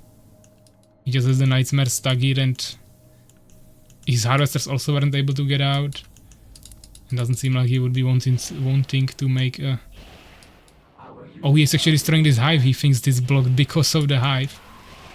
His main base, I mean his expansion in the middle is now getting destroyed. And he's destroying with towers his hive because he thinks that's the thing blocking it. So yeah, I really don't think he will make a seeker there. I think it is the best air unit. How he won that fight. I think that is definitely not the best air unit. But KaerbEmEvig actually calls it GG and leaves, so the win goes to StingerRush. I actually think KaerbEmEvig had a really good chance of winning this. He was really ahead after the initial interactions, initial skirmishes, but unfortunately later on StingerRush overwhelmed him with the tricks he had and some macro play and also micro, and eventually took the win. But pretty similar kills and losses, also produced units, a little bit more experience for StingerRush, even one more upgrade for KaerbEmEvig, and resources also pretty similar. StingerRush of course really undergathering the gems there, not sure what was that about, but KaerbEmEvig wasn't spending them anyway, so it didn't really matter that much. So 22 minutes, 26 seconds, nice game. Let's take a quick look on the bracket.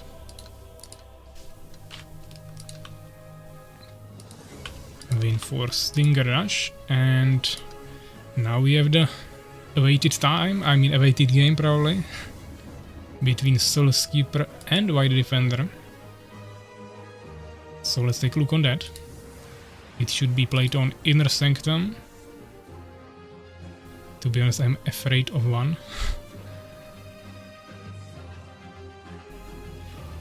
So yeah, let's see. Inner Sanctum, Soulskeeper against White Defender.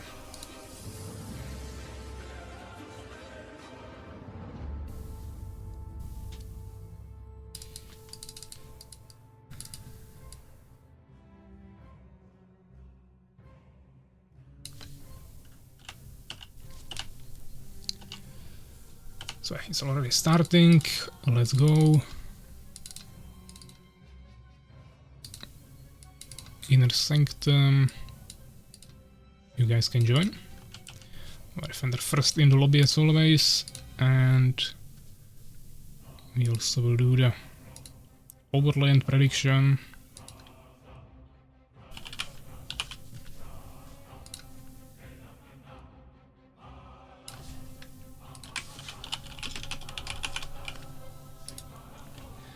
Souls versus White Defender.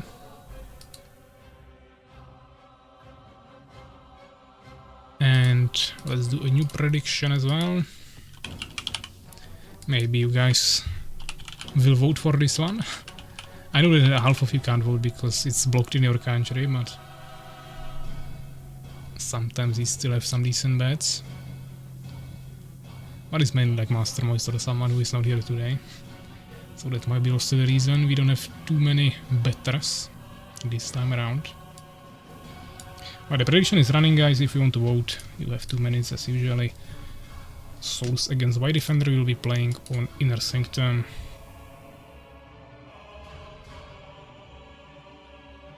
It looks like it will be actually Empire and Mirror, maybe. Interesting. Was expecting, of course, Beast from White Defender. He might still change it, but for now looks like maybe an Empire Mirror.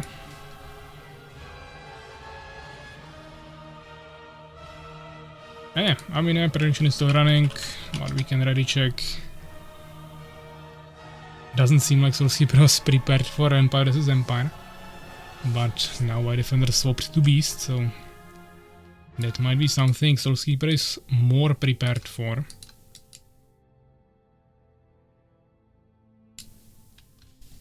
And at the same time, White Defender will probably do best with his main Beast race. I suppose that's his main. I think he plays it the most. Of course, Soulskeeper's main is Empire, so he's sticking with that.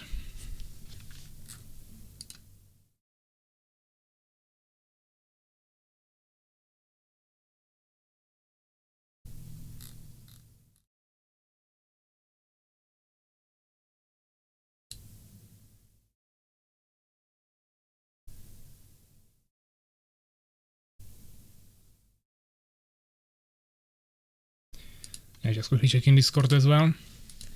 And they are both ready, so yeah, let's go. So trying to convince him to go Fallen, but seems like it'll be an Empire mirror locked in. So yeah, 1v1, Inner Sanctum, another game of the round 5 I believe already. White Defender against Soulskeeper. And we are already in the game. We got Soulskeeper in the bottom right corner of the map with the Red Empire and White Defender right above him in the top right corner of the map with the Sand color and also the Race of Empire. We saw some really quick scouting from White Defender. Not sure what that's about, but he's not even making an front base for expansion. This might be some insane one base rush. Of course, we heard from him that he prepared something with Suwak and Makrozerk. We saw them on voice chat multiple times, probably cooking up some insane strategies. So this might be it. Unfortunately for him, he went the wrong direction immediately, so it will take him quite a bit of time until he finds Soulskeeper, but of course he just needs to scout 2 bases to know where he is. Of course he still won't know what Soulskeeper is doing until he gets there. Soulskeeper is also running somewhere with his peasants. Interesting. That seems even more troll because he's not building anything. He's building in the very middle of the map. Okay. I don't know if he also studying something or what's happening here, but it seems like some insane double rush. My Defender sending another scout, now he already knows where Soulskeeper is. Or I mean, he didn't really scout anything, he just scouted this entrance, but Soulskeeper didn't build anything there, so he would still be somewhere. He's saying pause, but he should be also able to pause the game, so I'm not really sure what he wants. But okay, he's scouting here. This time he might go all the way to the gold fields. And he found Soulskeeper. Luckily, because as I said, he could have easily been here and he wouldn't see it. I don't know how he scouted in the top left corner. So he found him. He is going for a tower actually. This might be some Valkyries or something, but he's producing swordsmen. It's just that he has only 1 barracks, actually 2nd barracks. Okay. This won't be Valkyries. The fuck. I think they are both pretty confused. But White Defender will have the tower here, so he shouldn't be pushable by some random swordsman in the middle of the map. The thing is that, I mean yeah, Soulskeeper has 0 protection here, there will be barracks in his base, maybe even a tower rush. He's actually making a tower as well here, so that might also keep him alive. This could still be anyone's game. 2 swordsmen forcing this peasant away. I don't think he really scouted anything, but he saw at least there is no front base here and maybe no expansion. Tower is finished, but not upgraded yet. White Defender is struggling with wood a little bit. Building complete, my lord. I think White Defender should try to scout the middle, because this is pretty easily destroyable. I mean, that is double swordsman production. Okay, okay, he really messed up here. He should have left his swordsman there and upgraded the tower first before leaving. Now his base is absolutely unprotected. We must build more farms, my lord. And I don't think he can push this because this tower will be finished in a second. I mean, upgraded. He will lose his tower in the meantime. He's bringing the peasants there. Those could kill the 2 swordsmen, but there will be 2 more coming soon. Tower is down. He doesn't have population. His peasant is gonna fall here. Upgrade complete, my lord. He finished the tower here, so he locked the enemy base, of course, but these barracks are not really protected by the tower. Our forces are under attack. What are those ancient tactics? Yeah, I mean, he just threw here by walking away with the swordsman and not upgrading the tower first. We must build If he would, and maybe leave 1 swordsman here, he would be able to protect against most of the pressure. But he still wouldn't push this anyways, that is just a tower. Pretty decently defended base.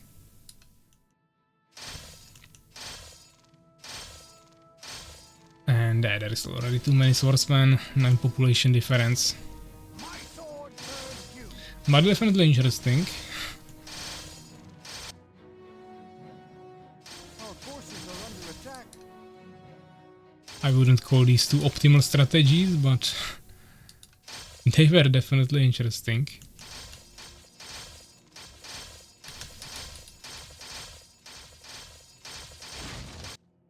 My defender is still trying to accumulate some pressure here, but as I said, that is the tower, so that won't be enough. Expecting 50 minutes for towering, and we had double proxy 5-minute match. Nice. Yeah. KaerbEmEvig is asking on Discord if he's out. He's definitely not out. And you guys can't even be out. Yeah, you still will be playing until the end of the qualification, even if you lose everything. That's the point of the tournament, so I mean the bracket system, so even if you lose games, you still can play in the tournament and enjoy some more games. Instead of just being kicked out after one game and not being able to play anything. Peak AOX skill. Okay, what is this? Why defender is not giving up? Will we play next round? I'm not sure, but we probably will, because we kinda don't really have any more games to play now, and that is, I would like to continue for at least like 1 more hour, so I think we'll just go to next round. So probably yes. Soulskeeper is now confused, of course, because my defender is dead and he didn't die. This tower is semi-protection, but you can walk around here, so my defender is dead anyways, but it might take Soulskeeper a while to find him, even though he's getting a Phoenix now. He's tower rushing him back. Interesting.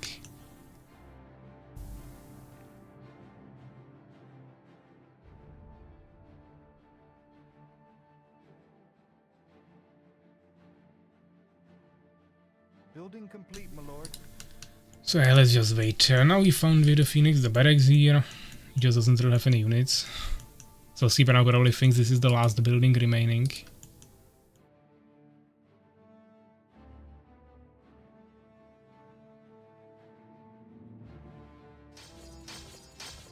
So he's already coming with his swordsmen, but they are pretty scattered around the map, so he doesn't have too many units now, and this tower will be a problem for him. He could also use his peasants to destroy these barracks. Now we found out about the tower. I'm getting catapults there.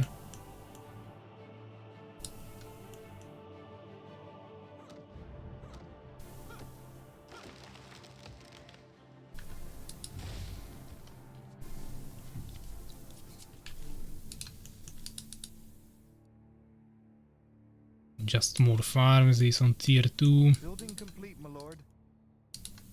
No upgrades for either of them. We must build more farms, my lord. They're just both spamming towers, but there will be the catapults soon at least, so it should be enough. Interesting. Now they started shooting at each other. I think White Defender just needed vision on top of the cliff, because he had this tower finished for a long time already, and this needed to upgrade and everything. Upgrade complete, my lord. But it doesn't really matter, of course, the swordsman will just one-shot it. Building complete, He my could lord. also destroy this one probably, but I mean, yeah, the swordsman could body block there. Peasants, so catapult will be a little bit safer option. Ready for work, my lord.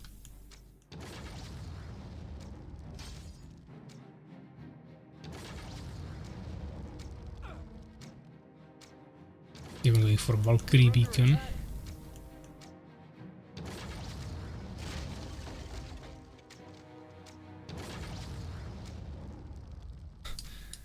Okay, White Defender is saying we can finish it, but he doesn't want to resign against Soulskeeper. He will just keep spamming some random buildings here. Building complete, my lord. So yeah, I think we can probably just call it here.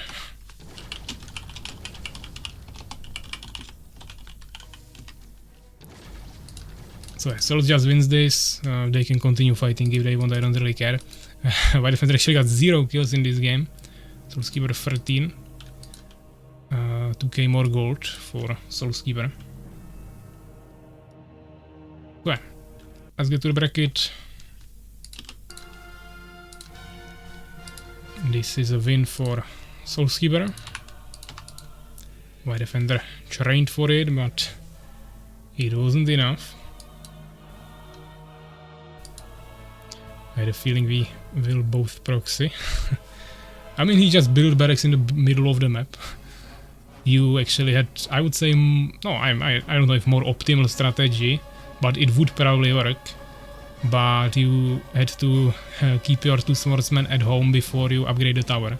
Instead, you just went for some attack and you didn't even start upgrading the tower, so then he just rushed you.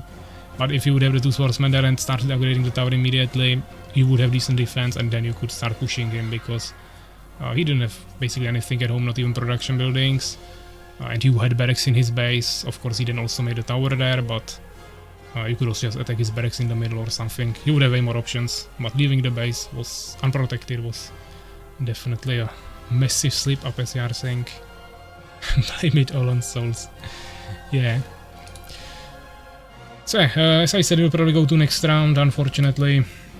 As we know, Pravsha and Suwak, sorry, not Pravsha and Suwak. Pravsha and Suwak should be playing, but Pravsha is not here, and Mastermind is also not here. Pravsha is not responding at all, so that's an auto loss, of course. And Mastermind said he is also fine with getting losses, so yeah. We will have to do it like this, guys, and let's go one more round today. So looks like we have a free win for Soulskeeper. He will be happy. He was matched with Cozy this time. And outside of it for now, I will leave it like this. Let's just quickly refresh the standings. Of course, yeah. Souls will now have one more game, but he would be 4-1, so second. Anyways, Suwak still first, then we have StingerRush, Fenrir, White Defender. They both have the same, but they already played together. Then KaerbEmEvig, Urakaar, Mastermost, all the same as well, but they are already on the 6th position. And then Pravsha and Cozy, most likely not really gonna advance anyways anymore. But yeah, I mean, the most important ones now are here, like StingerRush, Fenrir, White Defender. Let's see if they have any matchups between them. But maybe they all played actually together already. Yeah, looks like we have White Defender with Suwak, StingerRush with Pravsha, and Fenrir with KaerbEmEvig, and then Urakaar Mastermoist, which I mean, we can't play today anyways, but we don't need to finish this round anymore today. And Urakaar is not available now for another half an hour anyways. We can wait for Mastermoist for next time. So we'll leave this game for later. We can also leave this for later. Maybe Pravsha will still arrive at some point. And now we can do Suwak, White Defender, and Fenrir and KaerbEmEvig. I think we could start with these games. KaerbEmEvig was asking if he has any more games today, so maybe we can start with his game. Maybe he needs to leave early or something. So we can do Fenrir, KaerbEmEvig, and then continue with Suwak, White Defender, and we will end it there today. But I mean, even though we had to give some losses today, I'm happy with the amount of games we are able to play, so that's fine. Let's roll some maps now. And this is already 6th round, so potentially we could end it here. Even though, as I said, we will still play some games next time, but I think we'll do at least maybe 7 rounds or 8. But we will see how it will look next time. So, games 26, yeah, this would be Cozy and Souls, so not really happening. This is done, which means Souls doesn't have any more games today. Then we have Suwak versus White Defender. That will happen in a second, but first we'll do Fenrir and KaerbEmEvig. 28, StingerRush versus Pravsha. Actually, KaerbEmEvig is saying he can play, but not first. Okay, so we'll start with Suwak and White Defender, then we can do Fenrir and KaerbEmEvig. No problem, we can swap it around. I actually thought he needs to play early, but we can do that. Macro also arriving. Hello, hello. FenrirPradawny versus KaerbEmEvig. Really, guys can't have more complicated names than this. Especially with some big letters in the middle of the sentence. But fine, I'm already used to it. Urakaar versus Master Moist. Fine. So let's pick some maps. What is this? Okay. We will refresh this. 1 to 16. And we have map for Suwak and White Defender, which we will play now. Number 14. White Meadows. We haven't had that yet in the tournament yet, I believe. StingerRush against Pravsha.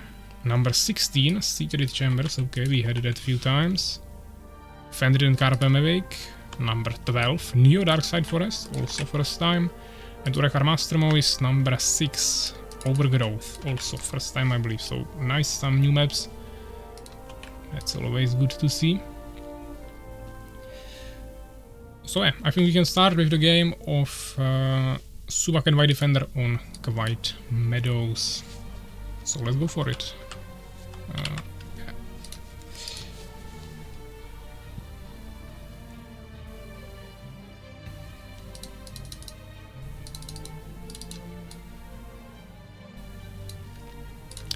I'll just quickly restart the game.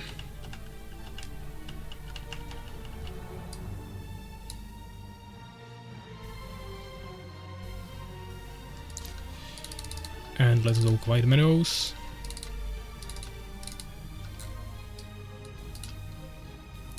You guys can join.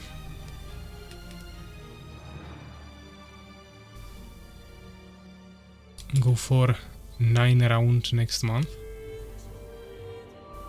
Next week. I mean, I don't know about that. I can go more rounds, that's not a problem, but it will probably end the bracket early. As it said, if we go 7+ rounds, it might end early. So I knew we can finish 6, but it might not even offer us another round, because, for example, it's already matching, it was already matching Suwak last game with Pravsha, who was second last, so I think it will maybe make one more round for us, and then it will say it cannot make any more matches, but we'll see. Hard to predict. I can add the rounds there, but it might say it cannot, based on the rules of the Swiss matchmaking system, it cannot make any more matches. But yeah, let's see. Who is fighting? Suwak against White Defender, okay. White Defender just played, so we just change Suwak's names.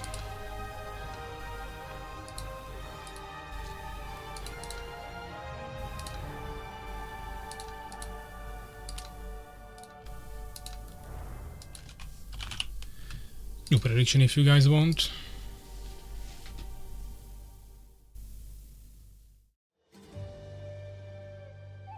I like to play a game versus everyone. I mean, it's a round robin format. I didn't do that so we don't have to play like 50 matches, but since we are skipping half of them, it wouldn't be that much anyways, and then we wouldn't have to necessarily have everyone here present at all times. So as I said, I will make a little bit different format for next year, but since we already started this, we need to somehow finish it. So for now, we are just going like this.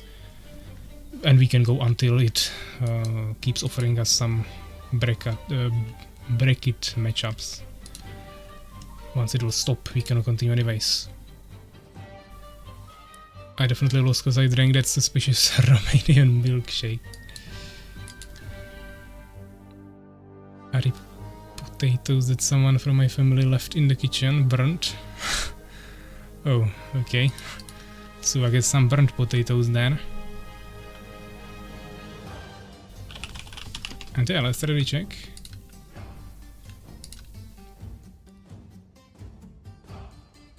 They should be both ready. Or I mean Suwak for now. White Defender actually sticking to Empire this time, as he just played against Soulskeeper. Of course, Suwak on his beast.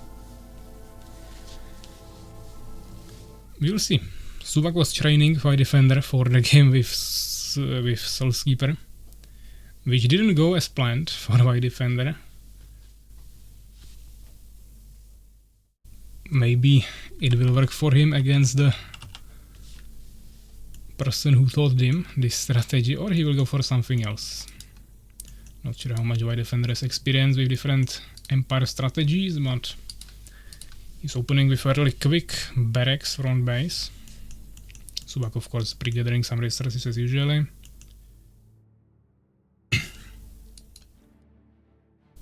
They are saying good luck, have fun to each other. Of course, the White Defender in the top left corner of the map with the sand color and race of the Empire.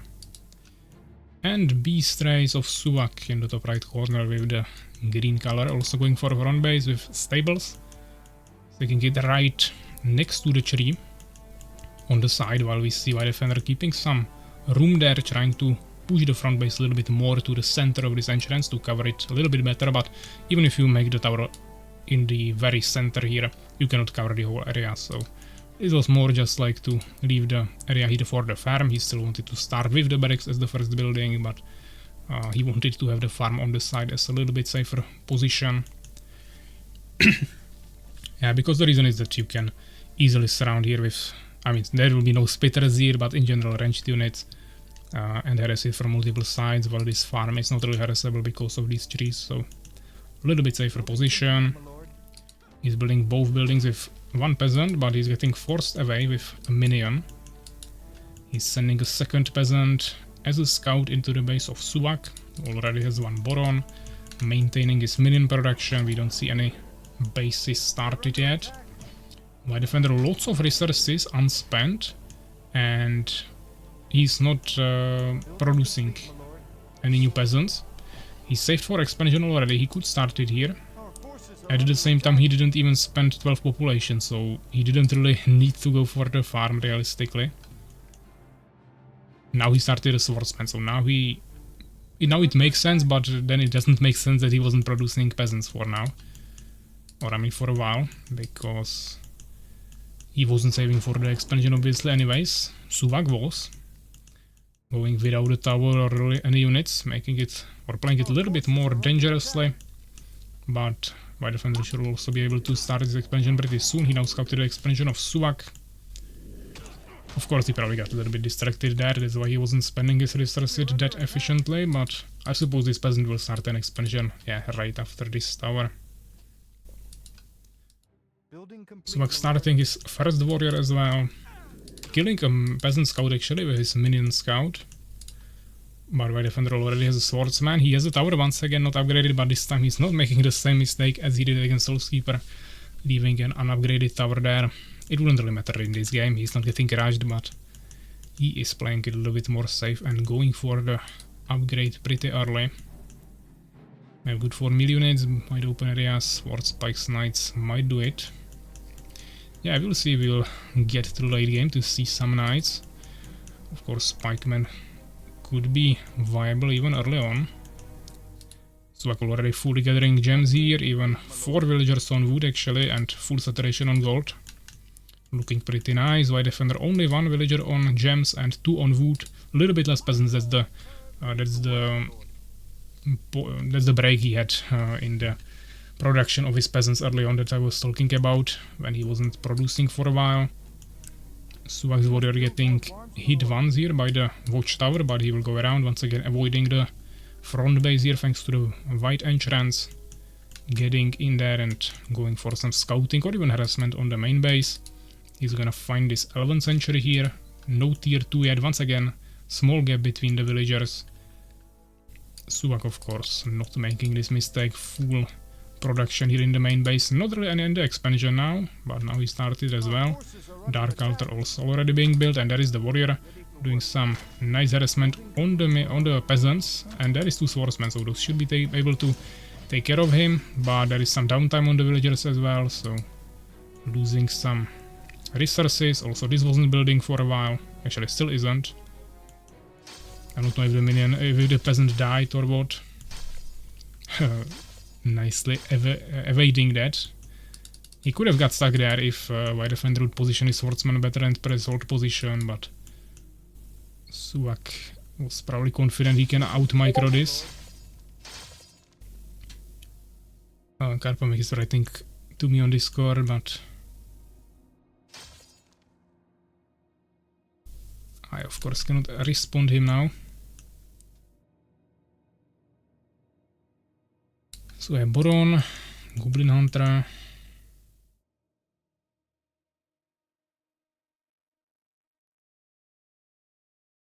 Second arena from Suwak.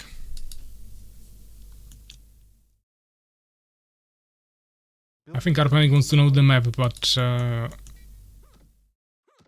can't really take a look on it now, so maybe you guys can replay the stream to that point where I picked it and tell him what he has. I don't know if it was the Neo Darkside Forest or maybe Eclipse or something.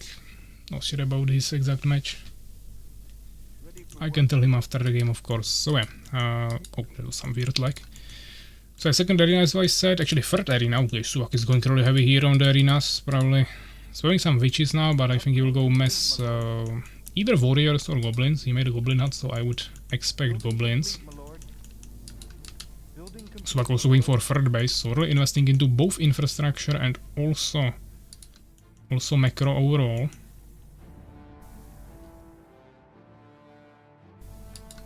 White defender is a Dryad here.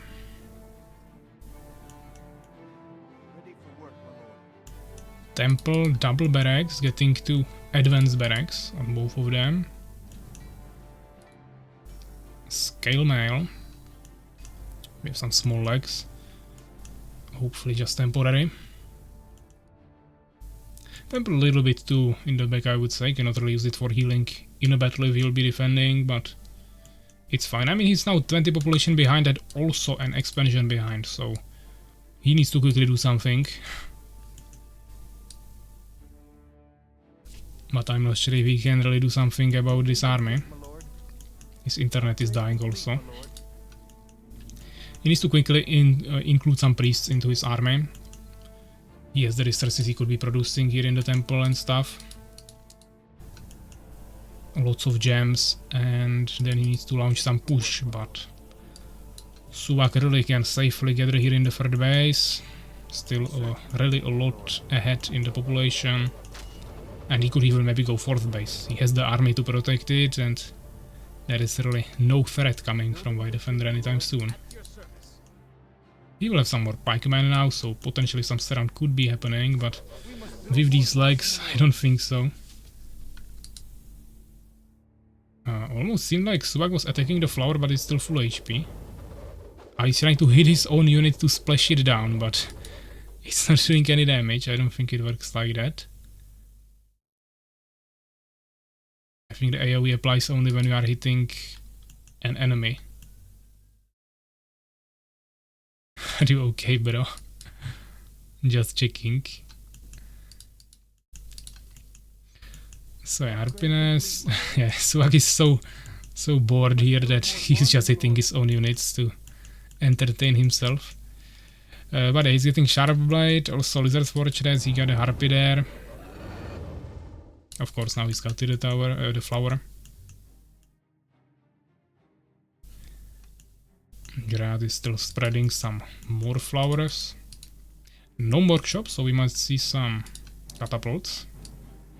Harpy is going for the scout here somewhere. Now I lost it, but there was a Harpy. I actually brought it back to scout some new flowers. But he's just walking around the map. Maybe he wants to also secretly expand, because we can see that there is a secret expansion from White Defender. Question is if Suwak will actually check there or not. He's also getting Bestiary now, so also second stables, so he's preparing for some siege with Shrolls. More and more upgrades, also a lot of totems preparing for air as well, even though no totems here and 2 here. That's kinda interesting decision to diversify the defense. Revival Trend, Lizard Keep, so preparing for Superior Boomerang and also Poison Fork. White is in front, he will win. I mean, he's 40 population behind and has less bases and no saturation here. Doesn't seem too good for him. He has Empire, but he doesn't really have even tier 3. He's now getting a Resurrection, but doesn't have Disciples. He doesn't even have too many priests. One catapult there, getting second one. Suwak would have to really mess up some fight to lose this from this position. Upgrade complete, my lord. He also saw all of these warriors to tank the pike damage. Peasants transferring under a harpy isn't the most optimal thing. I think Suwak will quickly realize what's happening. He might also think that he just wants to expand here, but he'll probably scout that in a second and then find out about this. Or maybe he already scouted it, I'm not sure, but My lord. some warriors are already spreading here around the map and they will probably clear it really soon. My defender also has a Phoenix here now. My lord. Going for the tier 3 from 2 bases, okay. I mean, he has 3 bases, but he cannot realistically think he can protect this. That's just that. But, I mean, now, if he would have the Phoenix actually scouting, and he would see this army here, he could attack, because this is a slow army, it might not even have time to retreat. There is so many witches that would probably just die. Maybe Suwak wants to make demons, but I don't see Mouth of Hell. Forces are under But he could attack here, we could surround it with the pikemen, potentially wipe out this, and then deal with the warriors later. But maybe actually Suwak will attack himself. The thing is that his army, even without the warriors, is still pretty strong. We're under attack. The speed boost you are getting with the Q spammable ability from Witch is actually really huge damage buff, if you combine it with also Bloodlust is really insane, and with so many witches he will have basically all the units buffed all the time, making his army like 2 times stronger, so it's actually a really smart decision there. Probably Suwak is already almost full population, 40 population ahead, almost 50 now. Building complete, my lord. There is a scout, so White Defender's attempt on a new base also won't really work, and actually we see Steam Barrels, interesting, also Knights. Forces are under attack. We're under But we don't see disciples, also no mages, which is probably fine for now. He just doesn't have the resources for it, but I mean, I would like to see disciples, but he doesn't have that many priests. Our forces are under attack. He has definitely the front line there. Search complete, my lord. But yeah, I would just say disciples, then priests until he gets the disciples. That's like Our forces are under attack. that's like 3 minutes or something. And swordsman in the meantime for extra gold, and then try to push, but I don't think he has time for that. His army is not even grouped up here. He's gonna lose some swordsmen before the fight even begins. There is a ogre. I mean, there is zero control of his army now, so he must have either like 10 seconds ping or something went really wrong there. Oh, actually, even berserkers now for Suwak, okay. Now getting the Mouth of Hell, so we must still see some demons. We're under attack. Moving his base here with more totems in the front. Gaseous form on the berserkers now. 1-2 upgrades. 1-0 for ogres. Our forces 1-2 for are White under Defender attack. as well. But once again, early bad grouping. He needs to reposition. Keep the swordsman here, of course, behind the backline to protect against the drop. And looks like once he gets into a fight, the legs get even worse. And yeah, I mean, this is absolutely GG. You can see the speed, the boost here, yeah, speed boost.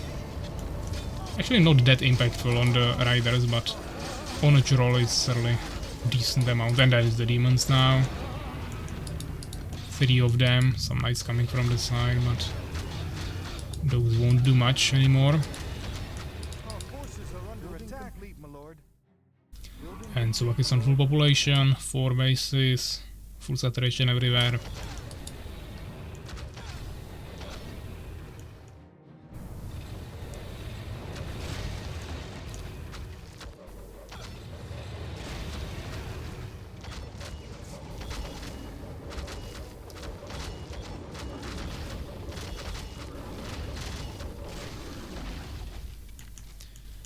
And there, this is down.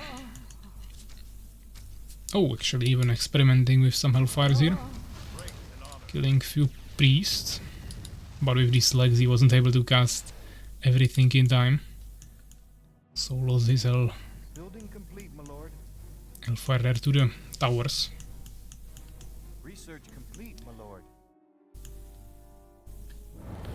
but decent melee army as well. Still supported by some goblins.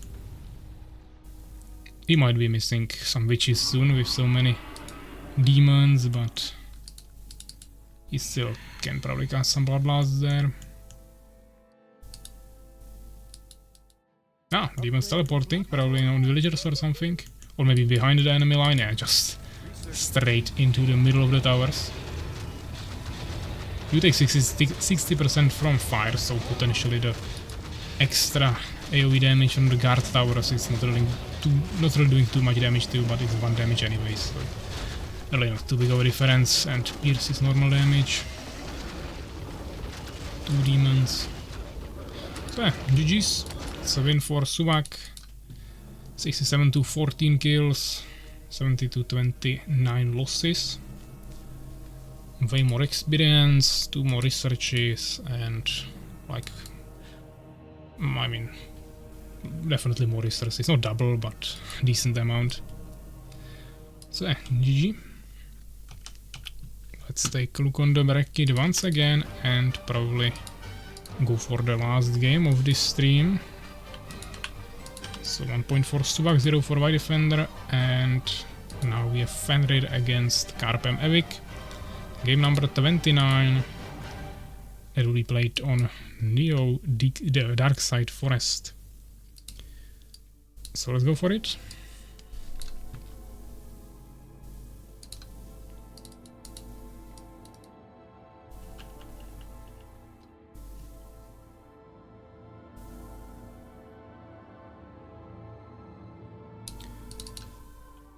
I'll just quickly start in here. I'll also check Discord.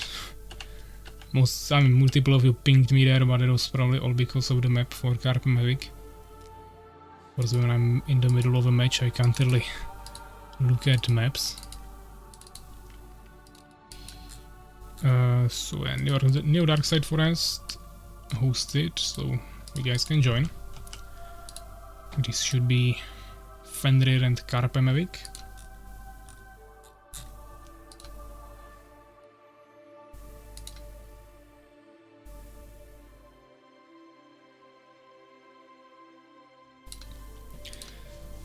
And yeah, let's quickly prepare everything as well. So Fenrir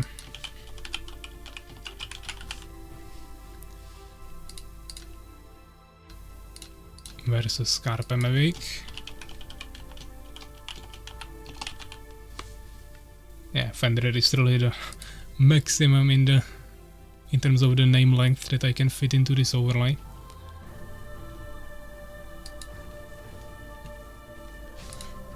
But we can also do prediction. Next time I will maybe skip it, as I said no one is voting today anyways. We need Master Moise here for that. Because once there is already some decent amount of one side of the prediction, then usually other people join, but the initial shot is something not too many people do. But yeah, here you go guys, if you want to vote you can. And they are both already here.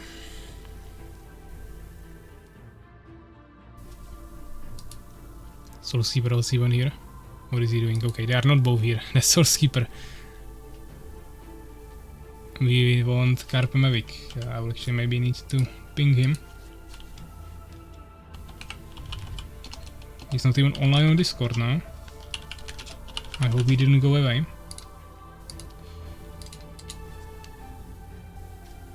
But yeah, let's try to wait for him. Suwak even flexed on me with a combo kill. I don't think he killed his goblin. The goblin rider, I think he just damaged him as he was trying to figure out if you can splash down the enemy with by damaging your own units. But obviously that didn't really work. But yeah, really looked like he was too bored of the game that he had to find some other activity to keep himself entertained. So yeah, they're both here. Let's ready check.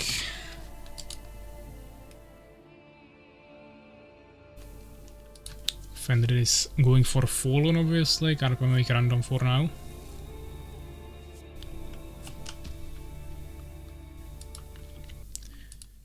We got 13 people here, so decent. I think we actually had more people on Sunday last week as viewers. Not sure about players, but maybe actually as well. But as I said, tomorrow, guys, I won't be probably available, so we will have to deal with the Saturdays for now.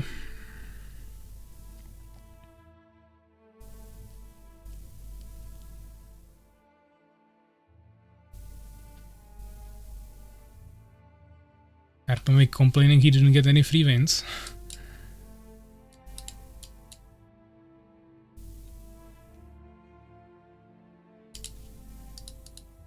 %50% win ratio for me, pretty high.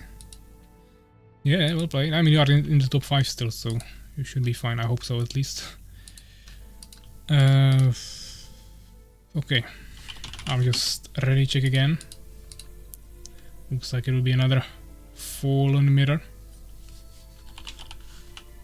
Okay, they're just complaining about colors at this point, but they are both here. So let's go. Fallen mirror. Last game of today's stream.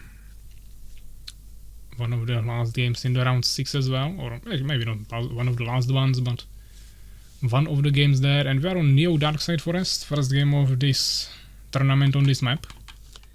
And we got Fenrir here in the top left corner of the map with Fallen and purple color, and KaerbEmEvig with Fallen as well in the bottom right corner of the map and blue color. This map of course offers a safe expansion. It's, I would say, even kinda narrow entrance. I mean, it's not completely narrow, but we have wider ones on some maps, I would say. The problem is that the map is really small. It's of course recreated from the original Darkside Forest, a little bit adjusted. I have like cliffs here that are not usually there, and the shape is overall a little bit different. But the core design is a little bit similar, and the size I believe is also same. So it's overall pretty small map, and going fast expansion can be pretty risky, and in general going fast expansion or like instant expansion in Fallen Mirror is pretty risky. So I don't think they'll be doing that. As we can see, for now they are going for a front base, Fenrir in front of the expansion, KaerbEmEvig just here on the cliff in front of the first base. Spiderfest, yeah, might as well happen. I'm not sure what they are talking about here. Playing Empire, eh? Definitely. Yeah, but I think we have kinda even distribution of all the races. First day we had lots of Empire Beast games, but we had lots of Fallen games as well on the second and third stream now, so I mean, in general I think it's pretty even distribution of all the races, which is nice. And once we get to the top 8, of course, there will be race bands, so it will be most likely even more distributed. And also we'll hopefully see players that maybe spam only one race usually also show us some other gameplay, so that might make it a little bit more interesting, hopefully. For now, you can see KaerbEmEvig spamming some stingers there, not scouting yet, now sending one stinger out. Fenrir as well, a little bit faster there, going for a tower, 2 hives for now, KaerbEmEvig going for 3, so a little bit different strategy there from him. While of course Fenrir is instead making the incubator there. But KaerbEmEvig has 4 more population and also more population unlocked, so in general definitely I would say better macro approach from him now. Fenrir investing a little bit more into the defense and some tech up, potentially for faster or better swap to some more advanced units like Spitters or Guards. That could definitely also help him, even using the control forms here for extending the wall. Of course, extremely low HP, but they have all the resistances, so it's one of the tankiest buildings, let's say, even though it's not really a building, but you can use it like that for a wall, of course. So yeah, he scouted the army of KaerbEmEvig. I don't know if he saw the third hive, probably not, but he saw lots of stingers. Population difference is now on 7. Tower is really on the side, so might be still some danger around here, but I think it's holdable. I would say it's kinda safe to go for expansion at this point for Fenrir, but in that case I would maybe skip the incubator actually, even though you might still get right by air from one base by KaerbEmEvig, but he saw lots of stingers, so You could still be flying Stingers, but probably kinda safe to go for expansion. Still a little risky, but I wouldn't be completely surprised if he would go for it. But seems like he's rather producing some spitters here. So maybe that will be the strategy, even though he is also bringing a summoner. Getting faster reflexes now. Plus we also saw incubator from KaerbEmEvig finally as well. And he's also going for expansion, yeah? So now you'll see that, I mean, he has lots of units, he'll be able to protect this probably, but he has no protection here outside of the units. And Fenrir will actually scout this, a really nice way of getting there. KaerbEmEvig should have had the units more spread out and maybe in on hold position to prevent this. But Fenrir has insane defense here, so he's completely safe. Going for control form here, I think he will want to cancel it to build the expansion, but maybe he wants to squeeze in another harvester first. But he actually keeps producing spitters, doesn't seem like he wants to expand, even going Valkykun, okay. So he has perfect setup for an expansion, he saw enemy expand it, and he still decides to rather keep producing units and maybe try to push this. That's a really confident move, but I wouldn't say it's too smart. But you'll see. They are both making the Valkykun now. Of course, there is no value yet from this expansion, and KaerbEmEvig already spent some gold on it, so Fenrir could be potentially ahead. But he invested into the tower and also faster incubator. He has 1 damage upgrade now, so that could also help him, even though he doesn't really have the front line there. But if he micros the spitters well here and maybe gets a improved metabolism, yeah, that he's getting now, he could potentially still pull this off even though he doesn't have too much front line. But of course if the Stingers get on his spitters like this, then it's gonna be GG probably. And that's exactly happening, that's why I didn't really want him to just run in like this. And as you can see, the spitters got totally shredded. And now he has a problem. He will start the expansion now probably, but this expansion is basically already finished. He's bringing more spitters, but there is so much Stingers being produced and it's of course way faster. It's closer to this location, so yeah, really not working for him as intended, I guess. He'll probably swap to guards now. No, he continues producing spitters and still doesn't make the expansion. Wow. Now swaps to guards, okay. The problem is that the KaerbEmEvig is also making guards already. And he has the expansion, plus he still has more units, more population, he has everything. Fenrir has basically nothing except this 1 tower advantage. So, not sure.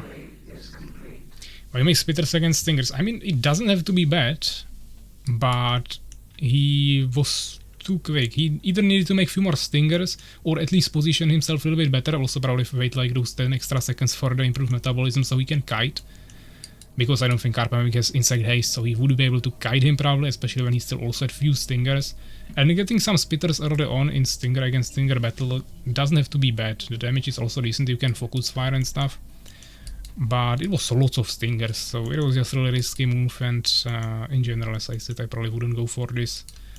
And as we saw, it didn't really pay off to him. But for now he's probably swapping to the guards. He still has 2 spitters here. He's attacking with the guards here, but KaerbEmEvig just has even more of them. He has more production buildings. He has the 2nd base now with some income already there, getting a tower. Even has tower on these villagers. He's completely safe against there. There is no way Fenrir can do anything to him. And finally he probably also realized it, but the base is just so late. He has only those 2 production buildings. Transferring, okay, maybe a little too early, but probably around the right time. Getting Avenging Strike even for better range. Trying to harass here again, but there is the tower. He found an angle on this villager, but he won't be able to finish him. The building is complete. The research is complete. And he's retreating. Urakaar is back. What's the situation? Shall I play or is it free win for me? Not sure. You will have to check the bracket, it's pinned in the chat. I think you play with Master Moist maybe. And he's not today here yet, so we will leave that game for next time probably. So I don't think you play today. This should be the last game of today, but you will still play in this round. You just cannot play today because Master Moist is not here, and we won't be continuing to the next round today anymore. So they are both at harassing. The problem is KaerbEmEvig has way more units and also better defense, and he also has flying stingers, so it's literally everything. Fenrir dying at home in the meantime. The building is complete. They attack us. And there is the third hive. The building is complete. Lightning Spire. Soul Trap.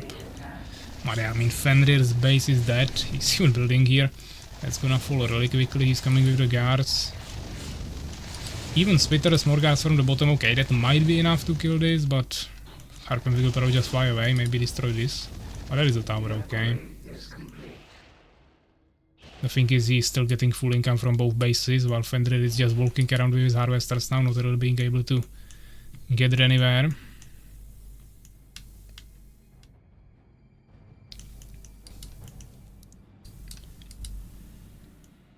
KaerbEmEvig is actually doing really good. He's winning lots of games. Unfortunately, he lost that one against StingerRush, where it was really close and he was actually ahead. He just kinda messed up there with the fights and stuff, but in general I think he still has a chance to qualify.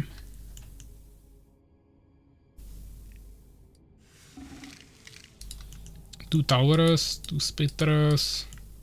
So which are really vulnerable here. That could just get sniped down by these guards. But there's also stingers.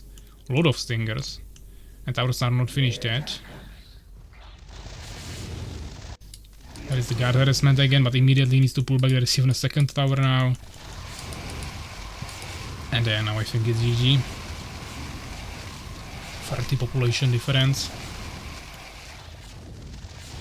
Drake almost won even versus me. Not even sure how that game looked like. I don't remember that anymore. If I would know Karp playstyle, I would definitely play my game otherwise.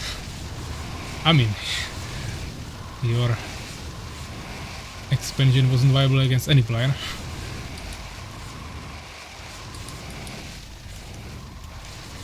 It's a thing that I don't know the maps nor the players.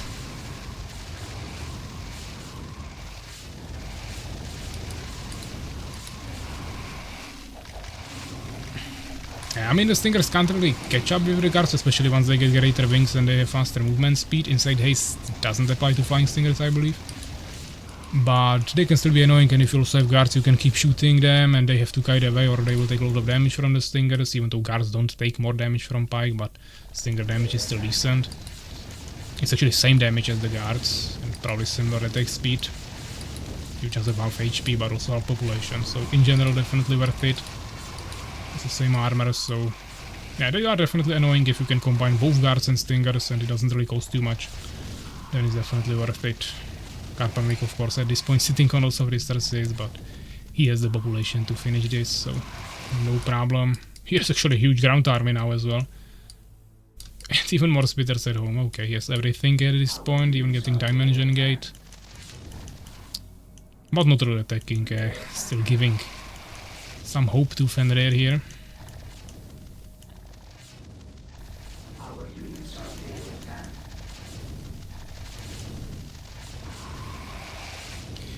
You still lose resources even if you cancel building. Plus you lose uptime on the peasant. And gave info to the enemy, of course. Yeah, you can see the Stinger damage here, just kinda erasing the guards. I maybe actually have faster attack speed. The guard attack speed is pretty slow. Of course you also have the cold attacks that are slowing down the enemies, which is a nice advantage. But in general you might have actually even lower DPS than the Stingers. Plus they are harder to level up. That might also be a factor. But yeah, from the left, KaerbEmEvig takes the victory, so well played. Pretty even kills and losses, but double units for KaerbEmEvig. Also double experience. 2 more researches. Yeah, well played.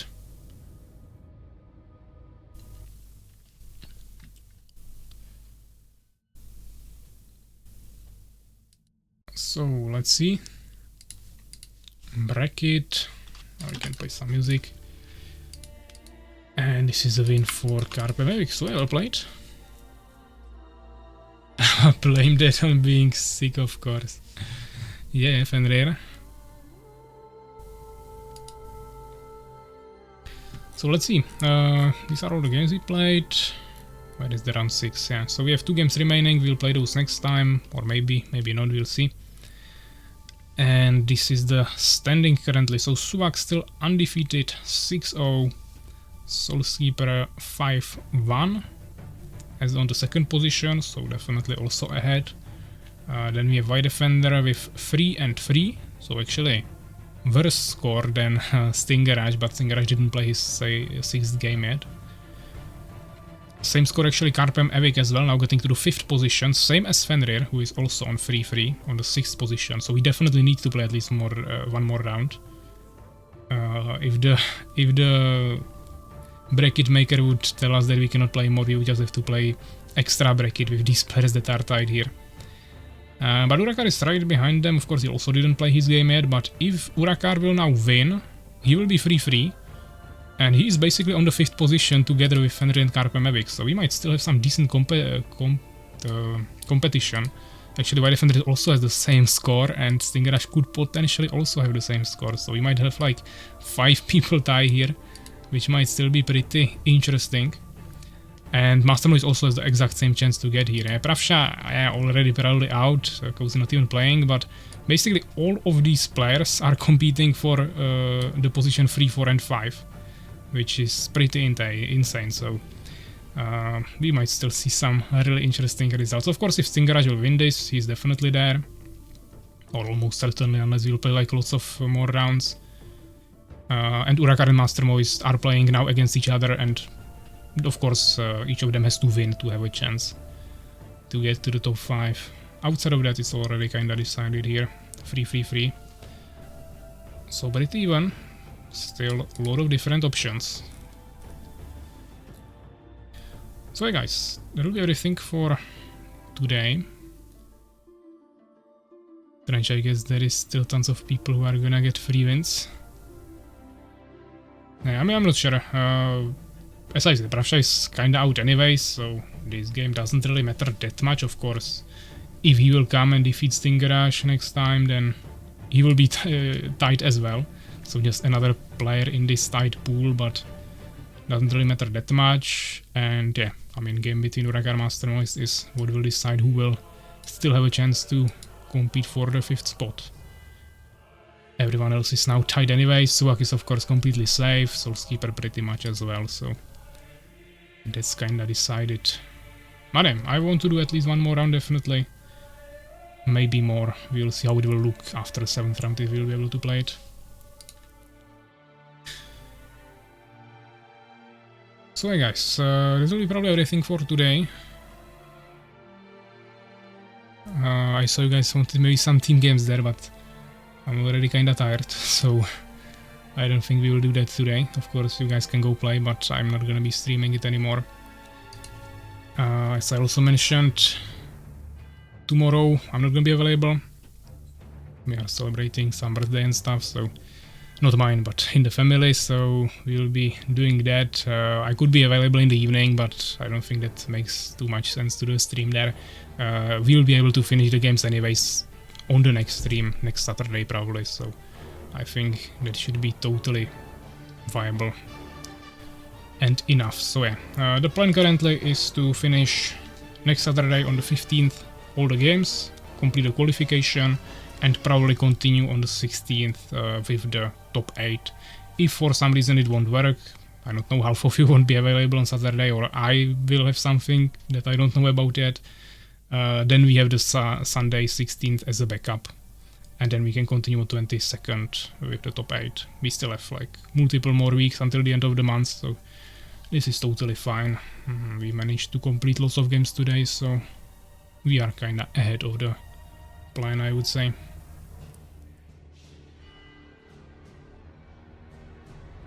So yeah, thanks for coming guys, thanks for participating, supporting the participants, and yeah, I will see you next week. I will, as always, write the exact time and date of the next stream in the registration channel, so you can always check it there, same as the bracket. So yeah, Thanks for coming, guys, and see you next time. Bye bye.